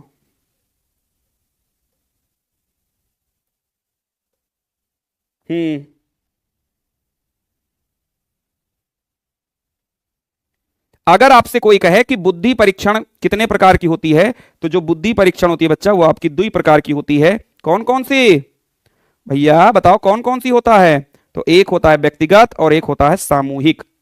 ठीक है, कौन कौन सा होता है? व्यक्तिगत और एक सामूहिक। अब अगर कोई आपसे कहे कि बताओ व्यक्तिगत बुद्धि परीक्षण में कौन कौन से परीक्षण आते हैं? अच्छा व्यक्तिगत बुद्धि परीक्षण किसे कहते हैं? जब हम किसी एक एक बच्चे का परीक्षण करते हैं तो उसे हम व्यक्तिगत बुद्धि परीक्षण कहते हैं, और अगर हम एक साथ कई सारे बच्चों की बुद्धि का परीक्षण करते हैं तो उसे हम सामूहिक बुद्धि परीक्षण कहते हैं। तो बात समझ में आई कि नहीं समझ में आई? क्या कहा हमने? अगर कोई आपसे कहे कि बुद्धि लब्धि परीक्षण कितने प्रकार का होता है, तो बुद्धि लब्धि परीक्षण 2 प्रकार का होता है, व्यक्तिगत और सामूहिक। व्यक्तिगत बुद्धि परीक्षण किसे कहते हैं? जब हम एक एक व्यक्ति का बुद्धि परीक्षण करते हैं तो उसे हम व्यक्तिगत बुद्धि परीक्षण कहते हैं, और जब हम एक साथ कई सारे बच्चों का या कई सारे व्यक्तियों का हम बुद्धि परीक्षण करते हैं तो उन्हें हम लोग बोलते हैं क्या? सामूहिक बुद्धि परीक्षण बोलते हैं। अच्छा व्यक्तिगत बुद्धि परीक्षण में कौन कौन आता है भाई मेरे? सुनना, व्यक्तिगत बुद्धि परीक्षण में 2 आते हैं। एक तो होता है बिने साइमन, बिने साइमन बुद्धि परीक्षण, याद रखना बिने। अच्छा मान लो अभी आपके एग्जाम में आ ही जाए कि व्यक्तिगत बुद्धि परीक्षण के कोई 2 लिखिए, 2 व्यक्तिगत बुद्धि परीक्षण के नाम लिखिए, तो एक तो हो जाएगा बिने साइमन और एक हो जाएगा आपका स्टैनफोर्ड बुद्धि परीक्षण। ठीक है, इसी के साथ साथ आप एक और लिख सकते हो जो तीसरा बहुत ज्यादा इंपॉर्टेंट है, और वो है पोर्टियस भूल भुलैया परीक्षण। पोर्टियस भूल भुलैया, पोर्टियस भूल भुलैया परीक्षण। अरे आ सकता है कि नहीं आ सकता? भाई जैसे आपसे ये कहा गया कि बताइए बुद्धि परीक्षण कितने प्रकार के होते हैं, तो बुद्धि परीक्षण 2 प्रकार के हैं, एक व्यक्तिगत हो गया और एक सामूहिक हो गया। अच्छा अब अगर आपसे कोई कहे कि व्यक्तिगत बुद्धि परीक्षण के कोई 3 प्रकार लिखिए, तो व्यक्तिगत बुद्धि परीक्षण में 3 हो जाएगा, बिने साइमन बुद्धि परीक्षण, स्टैनफोर्ड बुद्धि परीक्षण, पोर्टियस भूल भुलैया परीक्षण। आगे अरे स्टैनफोर्ड बिने कर लेना, स्टैनफोर्ड बिने भी होता है ना, स्टैनफोर्ड बिने बुद्धि परीक्षण। ठीक है, और 3 हो जाएगा तीसरा पोर्टियस भूल भुलैया परीक्षण। सामूहिक बुद्धि परीक्षण की बात करें तो इसमें एक आ जाएगा आर्मी अल्फा परीक्षण, आर्मी अल्फा परीक्षण एक हो जाएगा। दूसरा हो जाएगा आर्मी बुद्धि परीक्षण, आर्मी बुद्धि परीक्षण। ठीक है, 2 परीक्षण आप इनका भी याद रख लेना। ठीक है, बिल्कुल, आर्मी अल्फा और आर्मी बीटा। दरअसल जो सामूहिक बुद्धि परीक्षण था इसका जन्म भी हुआ था सेनाओं के परीक्षण के लिए, इसीलिए इनके नाम आर्मी से लिखा है कि आर्मी अल्फा परीक्षण और आर्मी बीटा परीक्षण। यहां पे बीटा कर देना, आर्मी बीटा परीक्षण, यहां पे कर लेना आर्मी बीटा परीक्षण। ठीक है, तो पहले बताओ लिख ले जाओगे। अगर मान लीजिए आपके एग्जाम में एक प्रश्न आ जाए कि भैया व्यक्तिगत बुद्धि परीक्षण के किन्हीं 3 व्यक्तिगत बुद्धि परीक्षणों के नाम लिखिए, किन्हीं 3 व्यक्तिगत बुद्धि परीक्षण के नाम लिखिए, तो बिने साइमन बुद्धि परीक्षण, स्टैनफोर्ड बिने परीक्षण और पोर्टियस भूल भुलैया परीक्षण। सामूहिक बुद्धि परीक्षण में कौन कौन से आ जाएंगे? आर्मी अल्फा परीक्षण और आर्मी बीटा परीक्षण। नहीं, अभी शिवानी जी केवल प्राइमरी का चल रहा है, बाद में जब जूनियर का चलेगा तो आपको बता दिया जाएगा। पहले आप मुझे यहां तक बताइए, समझ में आ गया जी? हाँ हाँ रिहाना जी, आज सारी क्लासेस चलेंगी यूपी टेट की। चलिए बताइए। Good morning Manju ji. चलिए मुझे जल्दी से बताइए, बुद्धि लब्धि परीक्षण लिख ले जाओगे, समझ में आ गया? ठीक है, आगे। अब यहां पर एक अगला प्रश्न आया है जो कि बहुत ज्यादा महत्वपूर्ण है। अधिगम का अर्थ बताइए। अधिगम का अर्थ क्या होता है? तो अधिगम का मतलब होता है सीखना। अधिगम का मतलब होता है सीखना। अधिगम का मतलब क्या होता है? सीखना।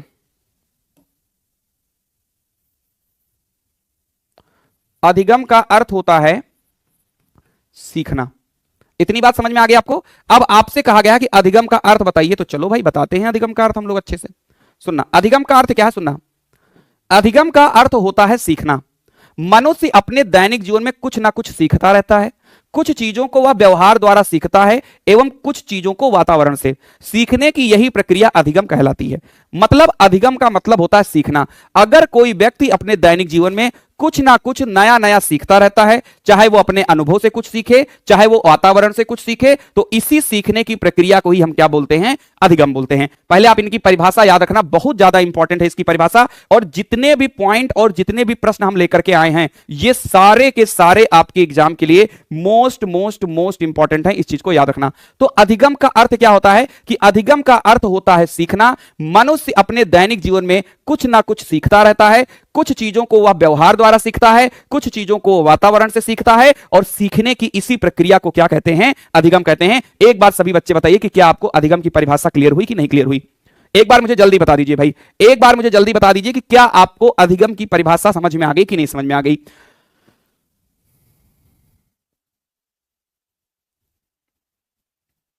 हाँ बिल्कुल कनक जी, ऐसा भी कह सकते हो, व्यवहार में परिवर्तन अधिगम कहलाता है, ये भी लिख सकते हो।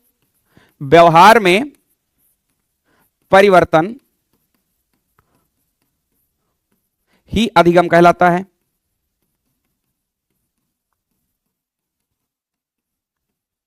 ये भी आप लिख सकते हो। बताइए, यहां तक समझ में आ गया?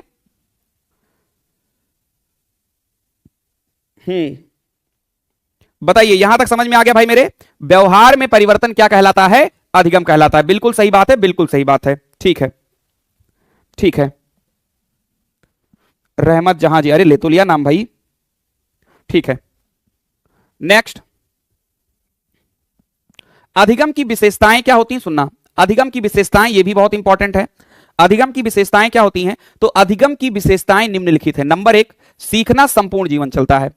अधिगम की विशेषताओं में सबसे पहला यह होता है कि अगर जो सीखने की जो प्रक्रिया होती है वो हमेशा तक चलती रहती है। जन्म से लेकर के मृत्यु तक आप कुछ ना कुछ आप सीखते रहते हैं, यानी कि सीखना संपूर्ण जीवन चलता है। ऐसा नहीं है कि आज आपने सीखा कल आप नहीं सीखोगे, परसों सीखोगे, फिर मतलब आपने ऐसे रात में आज प्लान बनाया कि कल दिन में हम कुछ नहीं सीखेंगे, ऐसा नहीं है। सीखना एक स्वाभाविक प्रक्रिया है, आप कहीं ना कहीं कुछ ना कुछ चीज आप हमेशा सीखते रहोगे।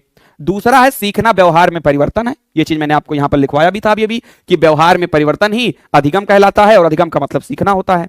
ठीक है। तीसरा, सीखना कुशलतादायक होता है। ठीक है, सीखने में बालक का महत्वपूर्ण स्थान होता है और सीखने से मानसिक विकास होता है। तो अगर आपके एग्जाम में प्रश्न आता है कि अधिगम की विशेषताएं क्या होती हैं, तो आप लिख सकते हो कि सीखना संपूर्ण जीवन चलता है, यानी अधिगम संपूर्ण जीवन चलता है, अधिगम व्यवहार में परिवर्तन है, अधिगम कुशलतादायक है, अधिगम में बालक का महत्वपूर्ण स्थान है, और अधिगम से मानसिक का विकास होता है। बताइए, यहां तक समझ में आ गया भाई जी? एक बार सभी बच्चे बताएं कि क्या आपको यहां तक चीजें समझ में आ गई? किसी भी बच्चे को कोई दिक्कत तो नहीं भाई मेरे जी? हाँ, बाल विकास का आज ये प्रतिमा जी पहला पार्ट है, कल इसका दूसरा पार्ट होगा और कल ही ये खत्म भी हो जाएगा। ठीक है, बिल्कुल। आज लगभग हम लोगों ने 60 से 70% चीजें आज हम क्लियर कर चुके हैं। बाकी जो बची हुई चीजें रहेगी वो हम लोग कल देखेंगे, इसका 2 पार्ट। देखो, कोई भी सब्जेक्ट हम पढ़ेंगे उसकी हम मिनिमम 2 मैराथन करवाएंगे, क्योंकि एक मैराथन जब कराओ ना तो बड़ी जल्दबाजी में पढ़ना पड़ता है, और जब हम उनको पार्ट में छोटा छोटा डिवाइड कर देंगे तो फिर अच्छे से हम लोग चीजों को क्लियर कर पाएंगे। अब देखो, यहां पर यह प्रश्न भी बहुत इंपॉर्टेंट है, एग्जाम में खूब आता है। अधिगम को प्रभावित करने वाले कारक। देखो, अधिगम को प्रभावित करने वाले कारक, यानी कि कौन कौन से ऐसे कारक हैं जो अधिगम को प्रभावित करते हैं। नंबर एक, सीखने की इच्छा। पहला कारक क्या है? सीखने की इच्छा। अगर किसी भी बच्चे को कोई चीज सीखने का मन होगा तभी वो उस चीज को सीख पाएगा, नहीं तो नहीं सीख पाएगा। जैसे मान लीजिए मुझे कार ड्राइव करने की इच्छा है, मैं चाहता हूं कि मैं कार ड्राइविंग सीखूं, तो मेरी अगर इच्छा है तो मैं सीख जाऊंगा। मैं जाऊंगा, कार पे बैठूंगा, किसी को मैं लूंगा कि चलो भाई हमको सिखाओ, वो 1 दिन सिखाएगा, 2 दिन सिखाएगा, 3 दिन सिखाएगा, 4 दिन सिखाएगा, हो सकता है कहीं तुम ठोको भी, लेकिन सीखोगे। और अगर तुम्हारे अंदर ये इच्छा नहीं कि नहीं यार मुझे कार बार नहीं सीखनी है, फालतू में ड्रामा है, तो आपको कोई उठा के जबरदस्ती तुमको कार में बैठा के नहीं सिखाएगा और ना सिखा पाएगा। तो कोई भी चीज सीखने के लिए सबसे पहले आपकी इच्छा होना बहुत जरूरी है। दूसरा होता है उचित वातावरण, यानी अगर आप कोई भी चीज सीख रहे हो तो उसके लिए एक अच्छा वातावरण भी होना चाहिए। अगर वातावरण सही नहीं है तो आप किसी भी चीज को सीख नहीं पाओगे।